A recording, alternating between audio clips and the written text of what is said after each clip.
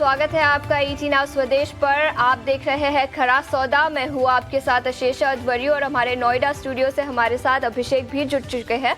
और अगले 2.5 घंटे में हम आपको बताएंगे ग्लोबल बाजारों से किस तरह के संकेत है, नतीजे किस तरह के निकल कर आए हैं। याद रखें, कई सारे नतीजे मार्केट आवर्स के बाद शुक्रवार को आए। स्टॉक्स किस तरह से रिएक्ट कर सकते हैं, खबरों के दम पर, ब्रोकरेज रिपोर्ट्स के दम पर कौन से स्टॉक्स फोकस में रहेंगे, उस पर भी चर्चा करेंगे। हमारे साथ कई सारे दिग्गज मेहमान अगले 2.5 घंटे में जुड़ेंगे, जो आपको आज के सत्र के लिए रणनीति, स्टॉक स्पेसिफिक आइडियाज और कई सारे स्टॉक्स पर हम चर्चा करेंगे। लेकिन सबसे पहले नजर डालते हैं बाजार की 4 बड़ी बातों पर और 4 बड़े ट्रिगर्स, जहां पर आपको अपनी नजर आज सुबह रखनी चाहिए और जिसके दम पर बाजार की चाल तय होती हुई नजर आएगी। सबसे पहले ग्लोबल बाजारों की बात करें तो याद रखिए, अमेरिकी बाजारों में शुक्रवार को अच्छी खासी तेजी दिखी। ट्रंप का शपथ ग्रहण समारोह आज होगा। कई सारे ग्लोबल नेताओं की वहां पर उपस्थिति होगी और ग्लोबल बाजारों की नजर डोनाल्ड ट्रंप के शपथ ग्रहण और उसके बाद किस तरह के पॉलिसी अनाउंसमेंट्स निकल कर आते हैं उस पर होगी। गिफ्ट निफ्टी की बात करें तो हल्की सी पॉजिटिव ओपनिंग के संकेत निकल कर आ रहे हैं। 23,300 के पास गिफ्ट निफ्टी। चीन, जापान और हांगकांग के बाजारों में भी आधे से 1.5% की तेजी आज सुबह निकल कर आई है।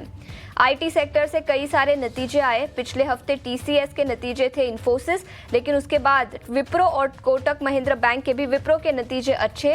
बैंकिंग सेक्टर से कोटक महिंद्रा बैंक के भी नतीजे काफी अच्छे रहे। आरबीएल बैंक, कैनफिन होम्स के नतीजे कमजोर। तो कई सारे स्टॉक्स जो नतीजों के दम पर आज रिएक्ट करते हुए नजर आ सकते हैं। खबरों वाले शेयर्स में बात करेंगे इंडसइंड बैंक की, जहां पर इंडसइंड बैंक के सीएफओ ने इस्तीफा दे दिया है और शुगर सेक्टर पर भी नजर रहेगी। 10 लाख टन शुगर एक्सपोर्ट्स की मंजूरी गवर्नमेंट ने दे दी है। बड़ी रिलीफ आती हुई शुगर सेक्टर के लिए, जिसके चलते शुगर स्टॉक्स में भी आज एक्शन दिखेगा।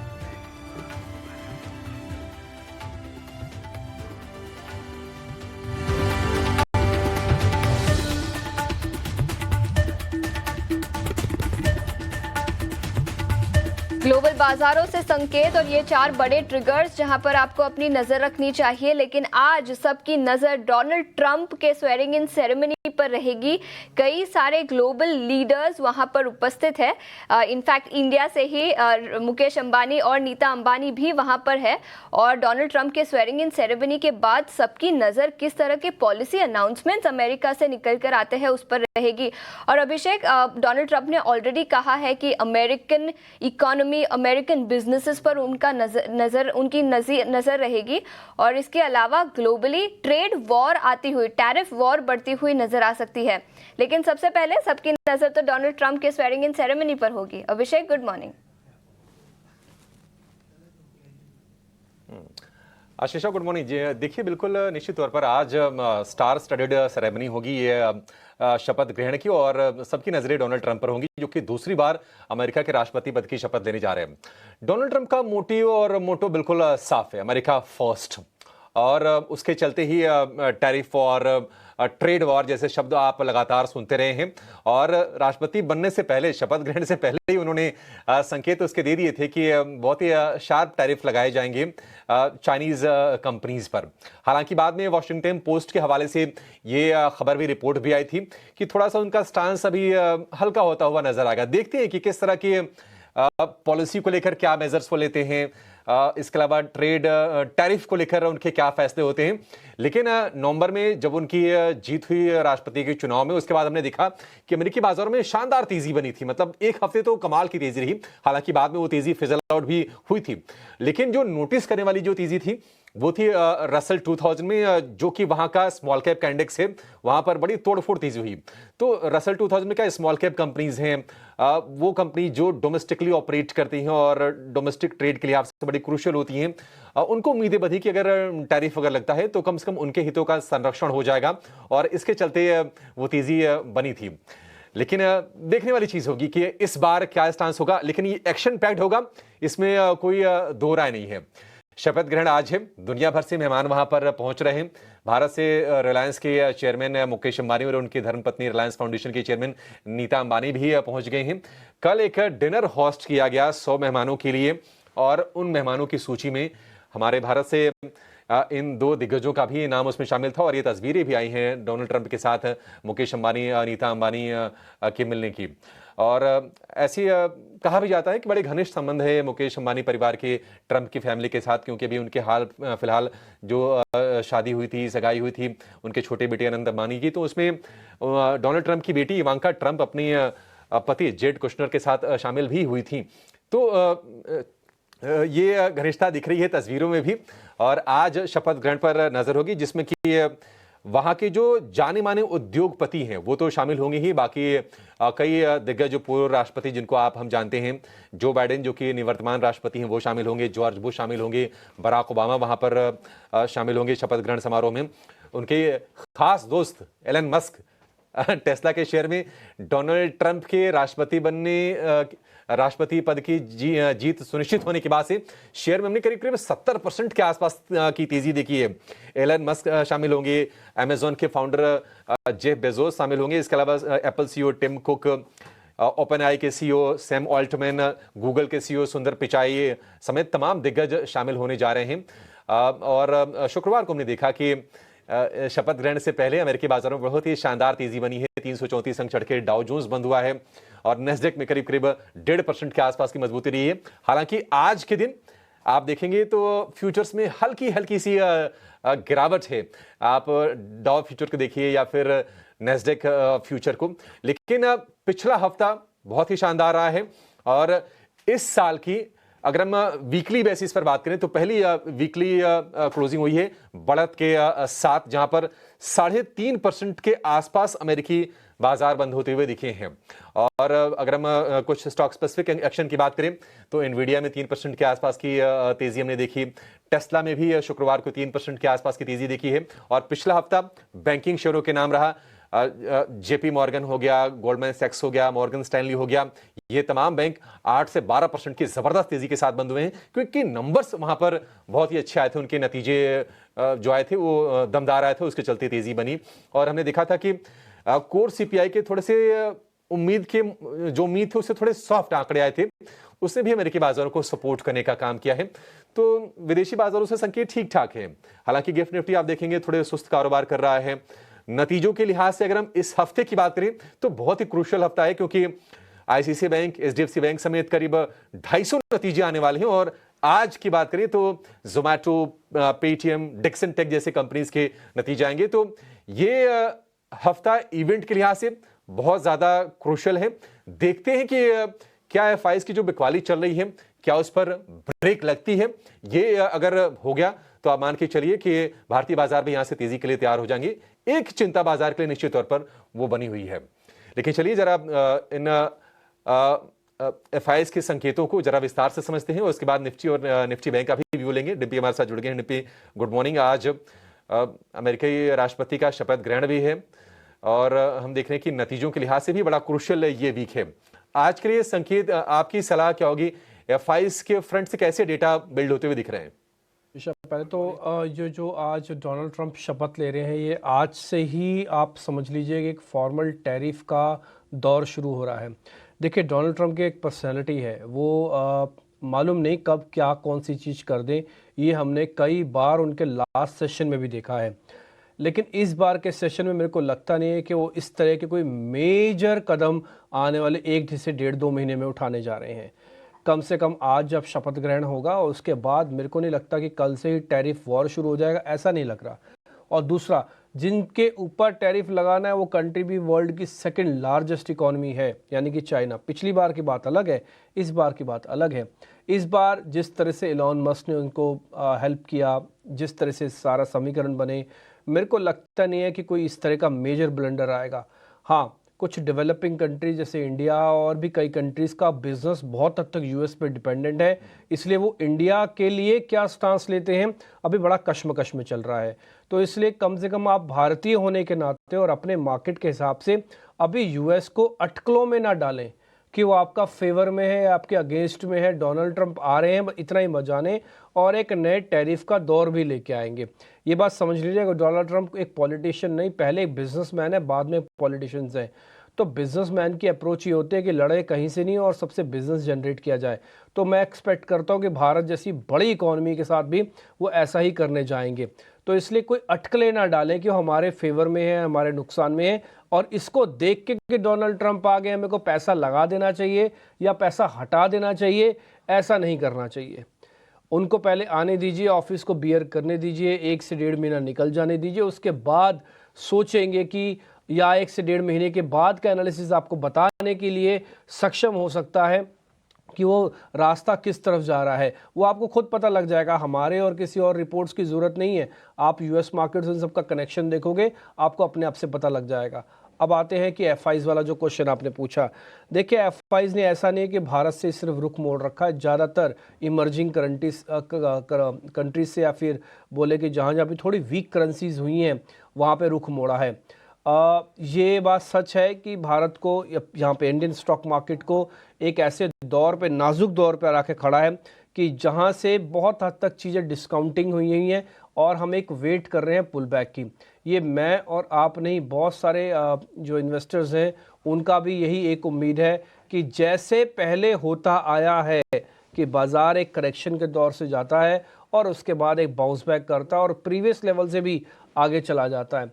ये हमारी पुरानी पद्धति है जो पिछले 1.5 से 2 साल 3 साल आप समझ लीजिए ऐसा होता जा रहा है। पोस्ट कोविड हमने कभी भी इस तरह का फॉल और इतना लंबा जेस्चर नहीं देखा जो इस बार हम देख पा रहे हैं, और इस बार जैसा फॉल भी नहीं देखा कि एक ही महीने में पूरे साल के रिटर्न चले गए और कोई कोविड जैसी कोई घटना नहीं घटी, ना देश में ना विदेश में कहीं पर भी। तो एक चीज़ तो साफ है कि बाजार ने इस बार जोर का झटका लिया है, एक लेसन और दिया है कि आप बार बार जो एक पुलबैक वाला कंसेप्ट पे चले जाते हो, उस पुलबैक वाले कंसेप्ट को बैलेंस शीट से, अर्निंग से और आइसोलेशन से मत देखो। आप इसको विदेशों से भी कनेक्ट करके देखो कि इस समय विश्व भर में क्या हो रहा है और आप कहाँ पे खड़े हैं। तो ये सारी चीज़ें अपने आप में बताने के लिए बहुत थी। अब मैं सिर्फ लेवल्स पे आता हूँ। देखिए, एफआईज की होल्डिंग में बिना किसी बदलाव के 15 से 16% होल्डिंग्स है। 49% डीआईज होल्ड करके बैठे और 60% से ज़्यादा रिटेल अभी भी होल्ड करके बैठा है। एक चीज़ मैं हमेशा से आपको भी नोटिस कराता रहा और अपने दर्शकों को भी कि आप ओपन इंटरेस्ट को बहुत ज़्यादा हैवी है उसको थोड़ा कम करो। अभी भी देखो 5,61,000 कॉन्ट्रैक्ट्स का ओपन इंटरेस्ट खड़ा है निफ्टी पर। लास्ट ट्रेडिंग सेशन में 3.5% ओआई एडिशन और हुआ, लेकिन वो बहुत ज़्यादा लॉन्ग का नहीं हुआ, उल्टा वो तो शॉर्ट्स का हुआ क्योंकि बाजार गिरे और ओपन इंटरेस्ट ऐड हुआ। इसका मतलब मंदड़िए और आ गए और ज़्यादा आ गए। ये विस्फोट कराने के लिए बहुत है। मार्केट में जब भी कोई अच्छी खबर आएगी, ट्रस्ट मी, आप 2 से 3 दिन में ही बहुत हद तक अपना रिलीफ देखेंगे क्योंकि बाजार अमतम भर रहा है। अमतम कहने का मतलब कि ऊपर तक भर रहा है, बिल्कुल भरे जा रहा है। अब वो गले तक वाला भरने वाला शॉर्ट्स सिस्टम में हमको प्रिवेल होता दिख रहा है। ये मैं सिर्फ और सिर्फ ओपन इंटरेस्ट के हिसाब से बता रहा हूँ। हमने कई साल का ओपन इंटरेस्ट की बैक टेस्टिंग की हुई है। मेरा अपना निजी एक्सपीरियंस है कि 5-5.5 लाख के कॉन्ट्रैक्ट ये आपको यहाँ पे नहीं दिखेंगे क्योंकि हम डालते हैं वैल्यू के हिसाब से, इसलिए यहाँ पे आपको करोड़ दिखेंगे और मैं जो बोलता हूँ वो कॉन्ट्रैक्ट्स बोलता हूँ, यानी कि कंसोलिडेटेड बोलता हूँ। तो इसलिए जो मैं एनएससी के एक्सचेंज से बता रहा हूँ, फ्यूचर वाली प्लेट दिखाना, वहाँ पर आपको 5,61,000 के कॉन्ट्रैक्ट्स और वैल्यू के हिसाब से भी आपकी स्क्रीन पर आ जाएगा और 3-3.5% का लास्ट टाइम पे एडिशन हुआ है। ये अपने आप में हैवी है, इसलिए मैं थोड़ा एक्सपेक्ट करता हूँ कि यहाँ से पोजीशंस थोड़ी लाइट होगी। ये देखिए वैल्यू के हिसाब से लिखा ओपन इंटरेस्ट 1.4 CR करो, 1.4 CR करो, है ना। हमारा जो कॉन्ट्रैक्ट है वो 5,61,000 है, ऐसा समझो आप। अब इसमें से कम 50 से 60,000 कॉन्ट्रैक्ट कम होने चाहिए। शॉर्ट कवरिंग मस्ट है, आनी चाहिए, मैं एक्सपेक्ट भी करता हूँ। लेकिन जब मैं सुबह देखता हूँ कि यूएस मार्केट्स बहुत बढ़िया बंद हुए, आज एशिया के बाजार भी ज़्यादातर ठीक है, लेकिन इंडियन मार्केट के अंदर वही 20 पॉइंट, ये तो ऊँट के मुँह में जीरा जैसा है। इसका क्या मतलब 20 पॉइंट का भी? तो एक अच्छी स्ट्रॉन्ग पुल बैक के लिए थोड़ा मेरे को लग रहा है अभी और थोड़ा वेट करना पड़ सकता है। हमारे यहाँ के भी ट्रिगर है बजट का, थोड़ा अर्निंग्स का भी, तो थोड़ा लंबा चल रहा है इस बार जेस्चर पीरियड। बट उम्मीद ना खोइएगा क्योंकि मैं आपको एक लेवल या एक चीज़ मैं आपको बता के जा रहा हूँ, अभी बता रहा हूँ इसी समय खुल्लम खुल्ला, और ये मैं चैलेंज भी कर सकता हूँ। अगर कोई हमको चैलेंज करना चाहे तो हम उसको चैलेंज भी कर देंगे। ये जो ओपन इंटरेस्ट है ना 5,61,000 का, ये बहुत गंभीर ओपन इंटरेस्ट है। अब ये फटेगा बॉस, अब ये किस तरह फटे, कैसा फटे, मेरे को नहीं मालूम, बट इसमें से 50-60 हज़ार कॉन्ट्रैक्ट कम होने चाहिए और वो शॉर्ट कवरिंग से कम होते हैं तो बहुत अच्छी बात है। नहीं तो मार्केट आपको अनवाइंडिंग के प्रेशर में भी डालेगा, ज़बरदस्ती आपसे आपके शॉर्ट्स को कटवाएगा, वो मार्जिन ला के कटवाएगा। ठीक है, तो ये शॉर्ट्स अब कम, ये मतलब ये ओपन इंटरेस्ट जो है कम होगा ही होगा। अच्छे रूप में कम होगा तो शॉर्ट कवरिंग आएगी, बुरे रूप में बंद होगा तो अनवाइंडिंग आएगी, और दोनों की प्रोबेबिलिटी इस समय 50-50 है, क्योंकि आपको और मेरे को भी नहीं पता कि डोनाल्ड ट्रंप इंडिया को लेकर क्या स्टांस लेने जा रहे हैं, और मेरे को और आपको भी नहीं पता कि इस बार का बजट किस तरह से जा रहा है। हम सिर्फ आकलन कर सकते हैं, मार्केट का रिएक्शन नहीं दिखा सकते। ठीक है, आज 20 तारीख हो गया। बजट अगर हम दिन के लिहाज से देखेंगे तो ठीक 11 दिन दूर है यहाँ से, आज को अगर हम शामिल कर लें तो। लेकिन डिम्पी, अभी देखिए एक फ्लैश चल रहा था हमारे स्क्रीन पर कि डोनाल्ड ट्रंप ने कहा है कि शपथ लेते ही मैं 100 एग्जीक्यूटिव ऑर्डर्स पर साइन करूंगा। तो संकेत धीरे धीरे आने लगे। अभी शपथ ग्रहण तो आज होगा, लेकिन उन्होंने ये जानकारी दे दी कि थोड़ा सा तैयार रहिए कुछ बड़े फैसलों के लिए, और उन्होंने पहले भी कहा है। अच्छा, हम अगर बाजार की बात करें डिम्पी, तो पिछला हफ्ता अगर हम शुक्रवार को देखें 100 अंकों की गिरावट रही, नेट 0.25% के आसपास की नरमी रही अगर हम लास्ट वीक की बात करें, और ऑलरेडी हम 23,100-200 के आसपास जाकर कारोबार कर रहे हैं, तो नीचे तो ऑलरेडी काफी आ गए हैं। आप भी बताइए कि आज से स्ट्रेटजी क्या होनी चाहिए, कंसिडरिंग द फैक्ट कि विप्रो के नतीजे ठीक ठाक आए हैं। इस हफ्ते बैंकिंग के बड़े नतीजे आ जाएंगे और तस्वीर काफी हद तक नतीजों की साफ होने की उम्मीद भी है। देखो, एक ट्रिगर आज आप अनफोल्ड कर रहे हो, वो है डोनाल्ड ट्रंप का शपथ ग्रहण, और अभी आप खुद ही बता रहे हो कि उन्होंने कहा कि मैं 100 एग्जीक्यूटिव ऑर्डर्स पे साइन कर दूंगा। 100 एग्जीक्यूटिव, ये एक पॉलिटिकल स्टंट भी होता है कई बार कि क्योंकि वो उनको अमेरिका फर्स्ट करना, और जब वो कार्यभार संभालते हैं तो बहुत सारे पेंडिंग इश्यूज हैं जिनको उनके ही अपने देश के हैं जिन पे वो सिग्नेचर भी कर सकते हैं, है ना। तो ज़रूरी नहीं है कि सीधा सीधा इसका सरोकार ग्लोबल मार्केट से या फिर भारत से आके दिखे या फिर इसका बाज़ारों से आके दिखे। हाँ, बट मैं इतना ज़रूर मानता हूँ, पुराने इनके कार्यकाल में अगर आप देखेंगे या फिर आप फील भी करते हैं, थोड़ा अनप्रडिक्टेबल हैं डोनाल्ड ट्रंप। आप उनको प्रेडिक्ट नहीं कर सकते। जब वो जीते थे, आपको पता है इंडियन मार्केट्स ने भी इंजॉय किया था कि डोनाल्ड ट्रंप आ गए हैं, अब वॉर रुक जाएगा, है ना, और थोड़ा भारत के लिए अच्छे हैं, भारत के लिए पॉजिटिव स्टांस रखते हैं। लेकिन कुछ घटनाएं बीच में ऐसी हुई हैं जिससे ऐसा लगता है कि डोनाल्ड ट्रंप जो कह रहे हैं क्या वो ऐसा ही होगा। ये इस पे आपको डाउट करने के लिए पर्याप्त मात्रा में उन्होंने बारूद दे दिया आपको। तो अभी आप कशमकश के दौर से, यानी कि वॉलेटिलिटी के दौर से जाएंगे, और इसमें डोनाल्ड ट्रंप के बयान अगले 1 से 1.5 महीने में भारत को लेकर स्टांस, उनकी क्या पोजीशनिंग है, उसमें वो क्या कहते हैं, वो बहुत इंपॉर्टेंट हो जाएगा, और वो आप देखेंगे वो ड्रैग करता हो जाएगा पूरा 1 साल के लिए। तो आप बंध जाएंगे अगले 1 से 1.5-2 महीने के बाद कि डोनाल्ड ट्रंप आपके लिए स्टांस क्या ले रहे हैं। अच्छे में तो आप बहुत अच्छा कवर करेंगे, बुरे में तो फिर आपको बहुत मुश्किल होगी इस तरह की चीज़ों को मैनेज करने में। अब आपने लेवल्स पूछा निफ्टी के, मैं जल्दी से क्लियर करूंगा क्योंकि मैंने ओपन इंटरेस्ट वाला पार्ट ऑलरेडी आपको बता दिया, वो 5,61,000 का है। अभी आप 200 दिनों की एवरेज से काफ़ी दूर हो। 200 दिनों की एवरेज बनती है 23,750 के आसपास की, और आप बंद हुए हो 23,200 सवा 200 के आसपास। तो आपके लिए कहने का मेरे मतलब है कि 23,000 का जो बॉटम बना हुआ है, ये एक पैनिक बॉटम बना है, इसको बरकरार रहेगा, ये भी नहीं टूटेगा। लेकिन क्या आप बहुत दूर आ गए हो? नहीं, आप बहुत दूर भी नहीं हो, सिर्फ 200 पॉइंट दूर हो उस पैनिक बॉटम से। देखो, इतनी अच्छी अच्छी चीज़ें हुई, आपने अर्निंग्स की शुरुआत की, टीसीएस ने आपको ख़राब नंबर्स नहीं दिए, रिलायंस ने जिस दिन वो खुला 4% गैप, मेरे को याद भी नहीं है कि रिलायंस 4% गैप के साथ कब खुला, लेकिन मार्केट उसको पूरा भुना नहीं पाया। तो कुछ हद तक ये बात समझ में आ रही है कि मार्केट को इस बार जो चोट लगी है वो गहरी लगी है। छोटा मोटा मरहम लगाते हैं तो उससे उभर नहीं रहा, छोटी सी दवाई देते हैं उससे ठीक नहीं हो रहा, तो दवाई आपको लंबे समय तक देनी होगी, और थोड़ा जल्दी जल्दी मार्केट को भी रिएक्ट करना पड़ेगा। थोड़ा रिएक्शन स्लो है और पॉजिटिव रिएक्शन तो और स्लो है, तो ये मैं पॉइंट बोलूँगा। तो दूसरा, आपको अभी भी सिर्फ एक नंबर के हम विप्रो पे या किसी एक दूसरे नंबर पे रिएक्ट करें। मेरे को लगता है कि जब रिलायंस पे हम रिएक्ट नहीं कर रहे हैं, इन्फोसिस और टीसीएस पे मेजर रिएक्शन नहीं आया, तो अभी और नंबर्स की रिक्वायरमेंट है। कंसोलिडेटेड कुछ नंबर्स हो जाएं, उसके बाद रिएक्शन आएगा। इस नंबर्स का नुकसान फ़ायदा यही हो रहा है, फ़ायदा गिने तो 23,000 के नीचे नहीं गए, नुकसान गिने तो 23,700 हम ला नहीं पा रहे हैं इस नंबर से जो अभी तक आए हैं। मैं उसमें अच्छे बुरे सब नंबर्स को काउंट कर रहा हूँ। दूसरा, मैंने डोनाल्ड ट्रंप वाला पूरी केमिस्ट्री आपको बता दी है।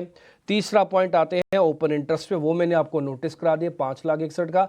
अब मैं लेवल्स पे आता हूँ जो मैंने ऑलरेडी आपको बताए हैं कि 23,000 का एक मेजर सपोर्ट है। ऊपर जाते समय पहले 23,500, 23,700 दो रेजिस्टेंस आपके लिए रहेंगे।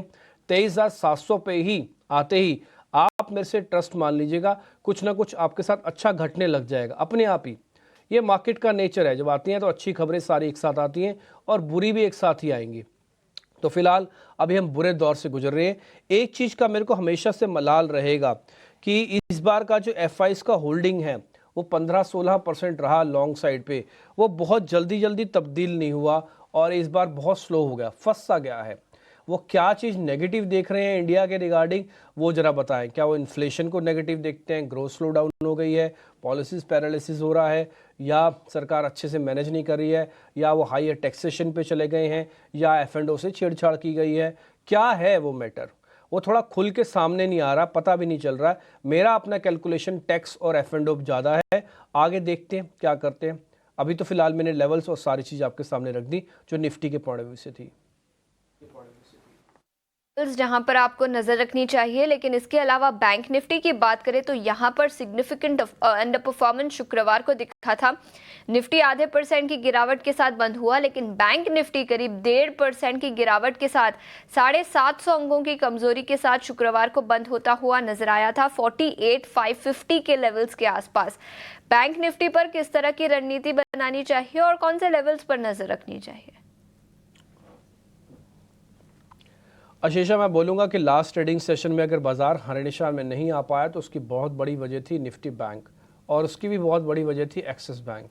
एक्सिस बैंक के नंबर्स अच्छे नहीं आए थे, आपको पता है मार्केट ने उसको रिएक्शन नेगेटिव दिया। और आप निफ्टी बैंक और निफ्टी का चार्ट उठा के देख लो, आपको साफ पता लग जाएगा। निफ्टी ने उस दिन यानी कि लास्ट ट्रेडिंग सेशन में 3 बार अटैम्प्ट लिया, लेकिन तीनों बार का अटैम्प्ट फेल हुआ। लास्ट में फाइनली उसको सरेंडर करके 108 पॉइंट देने पड़ गए। और वजह थी बैंक निफ्टी, क्योंकि बैंक निफ्टी से कोई सपोर्ट, कोई पुल बैक नहीं आ रहा। तो निफ्टी बैंक की ही वजह से थोड़ा प्रेशर बना, और निफ्टी बैंक अब उस जगह पर आ गया है जहां पर उसके पास भी एक मेजर सपोर्ट है। उसके बाद नहीं तो ये भी और खोएगा। देखो, खोते खोते खोते आप 52,000, 53,000 से आज 48,500 पे आ गए। पता नहीं चलता, क्योंकि हम रोज़ आपके सामने बात करते हैं, आप भी रोज़ ही सुनते हो, इसलिए पता नहीं चलता। लेकिन हम काफ़ी गहरे उतर आए हैं। कई बार आप पहाड़ चढ़ते हैं, आपको पता नहीं चलता आप कितनी ऊंचाई पर आ गए, और आप कितने उतरते हो तो कितनी गहराई पे आ गए हो। कुछ हमारी इस बार की गहराई बहुत ज़्यादा है। ये गहराई से ये बातचीत करते करते हम आ तो गए नीचे, लेकिन इस नीचे से ऊपर आने में मार्केट को बहुत मेहनत करनी पड़ेगी।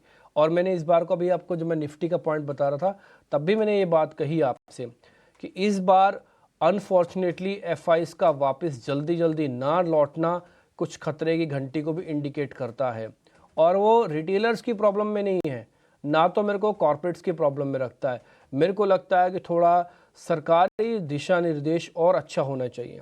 थोड़ा टैक्स को लेकर टैक्स रिलीफ यहाँ पे आना चाहिए, जिसके लिए आपको देश जाना जाता है, वो आप ख़त्म हो रहा है कंजम्पशन। दूसरा, थोड़ा सा टैक्स रिलीफ मिले मिडिल क्लास को।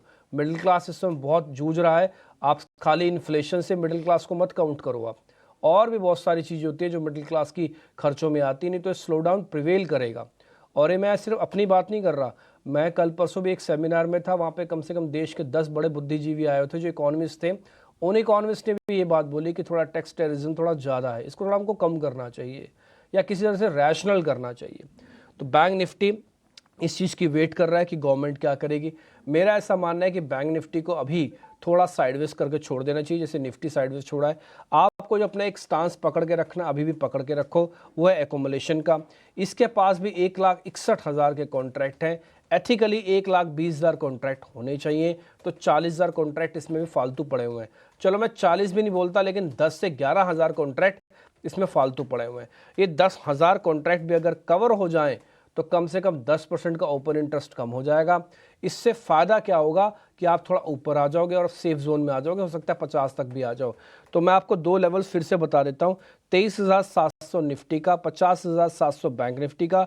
जब तक ये दोनों लेवल्स नहीं आओगे, डर के माहौल में आप जी रहे हो, आप एक अनचार्टेड टेरिटरी में, आपको ही नहीं पता आप कहाँ पर टकराते खिसकते फिसकते इधर उधर हो जाओगे। तो इसलिए कोई बड़े एक्सपेरिमेंट ना करो, अभी सिर्फ एकोमुलेशन करो।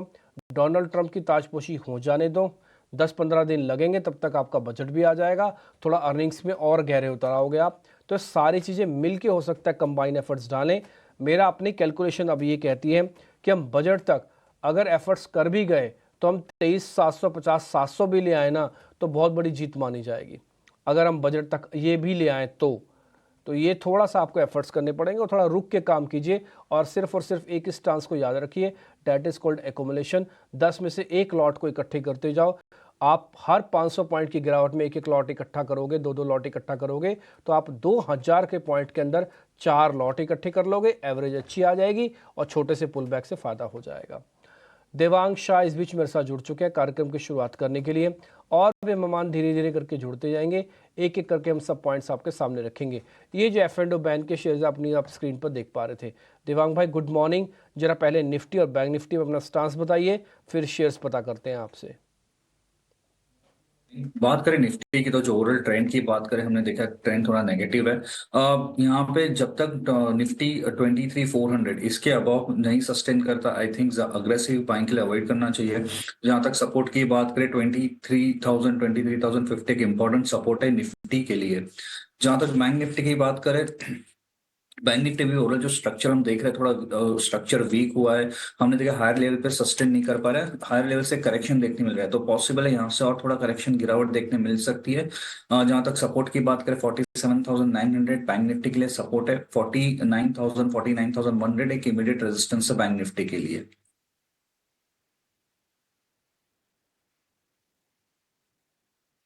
ठीक है, 47,900 का सपोर्ट है, 49,100 पर जाकर 49,000 या 49,100 पर रेजिस्टेंस है निफ्टी बैंक के लिए। ठीक है, इंडेक्स का व्यू हमने चेक कर लिया देवांग से। देवांग गुड मॉर्निंग, ये बताइए कि स्टॉक्स कौन से हैं आज आपके फोकस में, क्या खरीदने की आप सलाह दे रहे हैं? Good morning. बात करें स्टॉक स्पेसिफिक का, जैसे मैं कहा कि मार्केट अभी वॉलेटाइल भी रह सकता है, तो स्टॉक स्पेसिफिक अप्रोच रखने की सलाह रहेगी। फर्स्ट स्टॉक यहाँ एफएमसीजी सेक्टर से रहेगा मैरिको। मैरिको में ओवरऑल स्ट्रक्चर देखे on a daily chart stock एक अच्छा एक बेस बना है, वो एक फॉर्मेशन में है, तो हमें लगता है इसमें और अपसाइड देखने मिल सकता है। स्टॉप लॉस यहाँ 650 का रखना है, टारगेट है 684।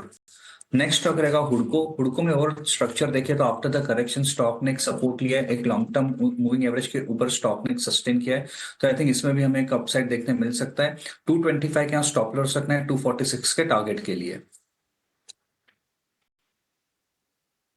46 तक के लेवल्स नजर आ सकते हैं और 225 रुपए प्रति शेयर का स्टॉप लॉस बनाने की सलाह। और हुडके के अलावा मैरिको एफएमसीजी सेक्टर से मैरिको इस स्टॉक पर भी खरीदारी की राय दी है देवांग ने, जहां पर 650 का स्टॉप लॉस बनाने की सलाह और 684 तक के लेवल्स नजर आ सकते हैं। तो मैरिको और हुडको इन दोनों स्टॉक्स पर खरीदारी की राय। लेकिन आगे बढ़ते हैं, नतीजे कहां से निकल कर आए हैं, खबरों के दम पर फोकस में कौन से स्टॉक्स रहेंगे और ब्रोकरेज रिपोर्ट्स कहां से निकल कर आई है, इसका पूरा विस्तार में रिसर्च बताने के लिए अब हमारे साथ शरद दुबे और वरुण दुबे दोनों जुड़ चुके हैं। शरद और वरुण, बहुत बहुत शुक्रिया हमारे साथ जुड़ने के लिए। और शरद, सबसे पहले नतीजों से शुरुआत करेंगे। कई सारे दिग्गज कंपनियों के बैंकिंग सेक्टर से, आईटी सेक्टर से नतीजे आए, किस तरह के रहे नतीजे? जी, कोटक महिंद्रा बैंक की बात करें तो स्ट्रॉन्ग सेट ऑफ नंबर्स आए हैं। उनके ऑपरेशनल पैरामीटर्स जो थे लार्जली इनलाइन थे, लेकिन इंपॉर्टेंट बात देखने की है वो है फ्रेश स्लिपेजेस। वो लगभग आप कह सकते हैं 12% सिक्वेंशियल यहाँ पे डिक्लाइन देखने मिला है। और निम्स की बात करें तो यहाँ पे 2% सरप्राइजिंगली जो है सिक्वेंशियल बेसिस पे बढ़ा है। तो इतने ख़राब इन्वायरमेंट जो हम BFSI स्पेस में देख रहे हैं, यहाँ पे एक स्टेबल परफॉर्मेंस आ रही है कोटक की। विप्रो की बात करें तो यहाँ पे भी जो है कमज़ोर नतीजे नहीं हैं, अच्छे नतीजे देखने मिले हैं। हालांकि रेवेन्यू इनलाइन है, मार्जिन पैट जो है सब अबव एस्टिमेट्स आए हैं। तो ओवरऑल जो है हम कहेंगे विप्रो के नंबर स्ट्रॉन्ग हैं। रैलिस और टेक महिंद्रा माफ़ करिएगा, हमारा तीसरा स्टॉक रहेगा। यहाँ पे मिक्स सेट ऑफ नंबर्स आए हैं, रेवेन्यू मार्जिन इनलाइन है, लेकिन पैट जो है वो बिलो एस्टिमेट्स देखने मिला है। रैलिस की बात करें तो सीक्वेंशियली वीक नंबर्स आया है, रॉ मटेरियल की प्राइसिंग देखने मिल रही है और सीक्वेंशियल देखें तो पैट में भी बड़ी डिग्रोथ आई है। इंडियन होटल्स की बात करें तो largely inline set of numbers आए हैं इनके पैरामीटर्स पे। और मैनेजमेंट की कमेंट्री खासकर कि चौथे तिमाही और वित्त साल 2026 की डिमांड कमेंट्री में स्ट्रेंथ है। आरबीएल बैंक के कमज़ोर नतीजे, एसेट क्वालिटी भी डिटोरिएट किए हैं और ओवरऑल जो है नेट इंटरेस्ट इनकम जो सिर्फ 2.5% बढ़ा है, बट सारे ही पैरामीटर्स में कमज़ोर नतीजे आरबीएल बैंक के देखने मिले हैं। कैनफिन होम्स में भी बात करें तो यहाँ पे कमज़ोर नतीजे आए हैं। नेट इंटरेस्ट इनकम 17% गिर गया ईयर ऑन ईयर बेसिस पे और आखिर में जियो फाइनेंशियल सर्विसेज की बात करें तो यहाँ पे एस्टिमेट्स नहीं थे, but largely inline set of numbers देखने मिल रहे हैं। नेट प्रॉफिट जो है कह रहे हैं कि अब फ्लैटिश है, और रेवेन्यू की बात करें तो ऊपर 6% भागा है। तो ये लार्जली बीएफएसआई स्पेस में जो है कोटक महिंद्रा को अगर आप हटा दें तो सारे ही निराशाजनक या थोड़े मिक्स सेट ऑफ नंबर्स देखने मिले हैं। लेकिन जल्दी से खबरों वाले शेयर्स भी आपको बता देता हूँ। शुगर स्टॉक्स के लिए पॉजिटिव न्यूज़ फ्लो है और हमारे खबर पे मुहर भी लग गई है शुगर, और हमने पहले किया था जहाँ पे शुगर इंडस्ट्री ने, गवर्नमेंट ने अलाउ कर दिया है शुगर एक्सपोर्ट्स को लेके। लगभग 10 लाख मिलियन टन्स पे जो है एक्सपोर्ट्स अलाउ होने वाले हैं। इंडसइंड बैंक की बात करें तो गोविंद जैन सीएफओ ने जो है रिज़ाइन कर दिया अपने पर्सनल अपॉर्चुनिटीज़ को लेके, तो इस पे भी नज़र रहेगी। लेकिन टेलीकॉम स्टॉक्स पे आज खास करके नज़र होनी चाहिए, क्योंकि रिपोर्ट्स आ रही है कि गवर्नमेंट जो 1 लाख करोड़ के एजीआर ड्यूज़ को जो है माफ़ कर सकती हैं। हुंडई पे भी नज़र रखिएगा। भारत मोबिलिटी एक्सपो से खबर आ रही है कि टीवीएस मोटर के साथ पार्टनरशिप एक्सप्लोर कर रहे हैं। यहाँ पे एडवांस्ड ईवी जो 3 व्हीलर होती है या माइक्रो 4 व्हीलर्स होती है, उस पे जो है रिसर्च या डेवलपमेंट हो सकती है भारत के लिए। मोतीलाल ओसवाल पे भी नज़र रखिएगा। कंपनी ने जो है क्लैरिफिकेशन दी है, और ये clarification of course Kalyan jewellers के न्यूज़ फ्लोस जो बाजार में हो रही है उसके ऊपर भी है, जहाँ पे उन्होंने कैटेगरीली डिनाइड किया है कि ये सारे न्यूज़ फ्लोस बेसलेस, मेलिशियस और एक डिफेमेटरी एलिगेशंस लग रहे हैं उनके एएमसी बिजनेस को लेके। ग्लैंड फार्मा को ईआर अप्रूवल आई है यूएसएफडीए द्वारा उनके हैदराबाद फैसिलिटी में। और आखिर में जाइडस लाइफ की बात करूं तो यहाँ पे इनको यूएसएफडीए द्वारा अप्रूवल क्लिनिकल ट्रायल्स के लिए आया है उनके इन्फ्लेमेशन ड्रग को लेके। तो यहाँ पे ऑफकोर्स फार्मा स्पेस से भी थोड़ी न्यूज़ फ्लोज आ रही है, और अर्निंग्स पे तो रहा ही है, लेकिन बहुत सारे इसके जो इम्पैक्ट एनालिसिस होते हैं जो ब्रोकरेजेस में जो आते हैं। और हमारे साथ जुड़ रहे वरुण ज़रा बताएं कि अर्निंग्स पे ब्रोकरेजेस क्या हुआ है वो एक बताइए, और एक नॉन अर्निंग्स का क्या ब्रोकरेज है उसमें भी क्या राय आ रहा है। 90% ब्रोकरेज के जो कॉल आए वो इस बार अर्निंग्स पे आए, क्योंकि ओवर द वीकेंड काफ़ी सारी अर्निंग्स आई है। शुरुआत करता हूँ कोटक महिंद्रा बैंक के साथ। तो यहाँ पे ब्रोकरेज हाउस के जो ओवरऑल कमेंट्री है वो थोड़ी अच्छी लग रही है। आप देखिए बर्नस्टीन मार्केट परफॉर्मर की रेटिंग है और 1950 का प्राइस टारगेट दे रहे हैं। ये कह रहे हैं कि अच्छा ये बार क्वार्टर देखने मिला, खासकर ऑपरेटिंग परफॉर्मेंस जो है वो अच्छा देखने मिला, और आरओए जो है वो काफ़ी अच्छे हैं 2% के आसपास के, तो ये एक अच्छी, और निम्स में भी अच्छे खासा इंप्रूवमेंट है। वही नोमुरा हालांकि प्राइस टारगेट में हल्का कट है, 2170 से काट के 2110, लेकिन अभी भी खरीदारी का कॉल जो है वो इन्होंने रखा है। ये कह रहे हैं कि स्लिपेजेस में भी गिरावट आई, ये एक अच्छी बात है, और इस टफ एनवायरनमेंट में परफॉर्मेंस इनको अच्छा लग रहा है। एमके 1750 का यहाँ पे प्राइस टारगेट दे रहा है, हालांकि अभी भी रेड्यूस का कॉल इन्होंने बरकरार रखा है और अपने अर्निंग्स एस्टीमेट में 2 से 4% की कटौती की है। लेकिन मोतीलाल ओसवाल को देखिए अपग्रेड किया है, न्यूट्रल से अब खरीदारी की सलाह दे रहे हैं, और लंबे समय बाद इन्होंने प्राइस टारगेट बढ़ाया है 1900 से बढ़ा के अब ये 2100 रुपये का प्राइस टारगेट दे रहे हैं, और इन्होंने अपने अर्निंग्स एस्टीमेट जो है उसको भी बढ़ाया है। FY26 तक इनका कहना है आरओए जो और आरओई जो है 2.2% से 13.5% के आसपास रहने वाला है। ऑपरेटिंग परफॉर्मेंस कंपनी का काफ़ी बेहतर था। अब बात करते हैं विप्रो की, तो यहाँ पे ब्रोकरेज हाउसेस को इस कंपनी के नतीजे भी अच्छे लग रहे हैं, लेकिन मॉर्गन स्टैनली अभी भी ओवर अंडरवेट है और 250 का प्राइस टारगेट दे रहे हैं। ये कह रहे हैं कि Q3 बीट था और Q4 के लिए कोई नेगेटिव सरप्राइज जो है वो नहीं है। मॉर्गन स्टैनली इनलाइन इनका मेंटेन कर रहे हैं, 250 रुपये के प्राइस टारगेट जो है इन्होंने भी यहाँ पे दिए हैं, और कहीं ना कहीं ये भी कह रहे हैं कि नतीजे अच्छे थे।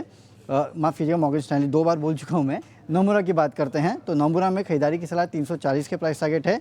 ईपीएस को बढ़ाया है 2 से 5% की बढ़ोतरी FY25 से 27 के लिए इन्होंने किया है, और कह रहे हैं कि Q3 अच्छा खासा बीट था। मैक्वेरी आउट परफॉर्मर का कॉल 330 का प्राइस टारगेट ये दे रहे हैं। ये कह रहे हैं कि आगे चल के और जो ओवरऑल परफॉर्मेंस है कंपनी का सुधर सकता है।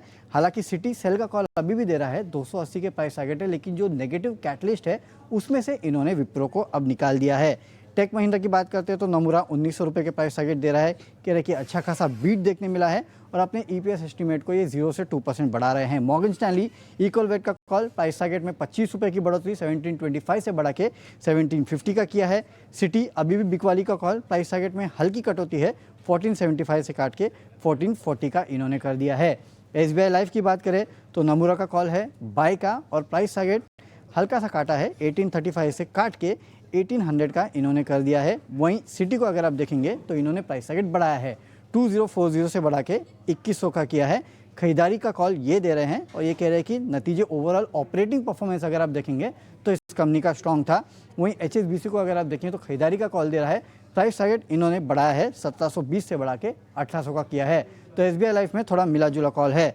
अब बात करते हैं ICICI लोम्बार्ड की, तो जेफरीज ने खरीदारी का कॉल दिया है, 2500 रुपये के प्राइस टारगेट है। ये कह रहे हैं कि जनरल इंश्योरेंस में अगर आप देखेंगे तो ये इनकी टॉप पिक बनी हुई है, क्योंकि ऑपरेटिंग परफॉर्मेंस जो है इस कंपनी का काफ़ी बेहतर था।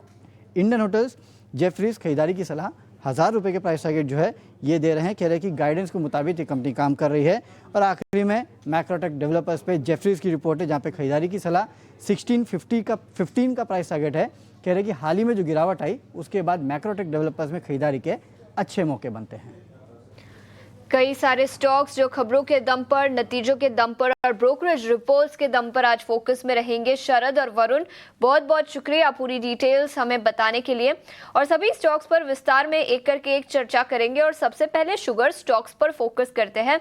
बड़ी खबर निकल कर आई एक्सपोर्ट्स को लेकर। याद रखें, पिछले साल एक्सपोर्ट्स अलाउ नहीं किए गए थे। डोमेस्टिक इंडस्ट्री को सेफगार्ड करने पर गवर्नमेंट का फोकस था, लेकिन अब फाइनली गवर्नमेंट ने कुछ राहत दी है। शुगर मिल्स को 10 लाख टन का शुगर एक्सपोर्ट्स अलाउ किया जाएगा। पॉजिटिव खबर शुगर सेक्टर के लिए, जिसके चलते कई सारे स्टॉक्स फोकस में रहेंगे।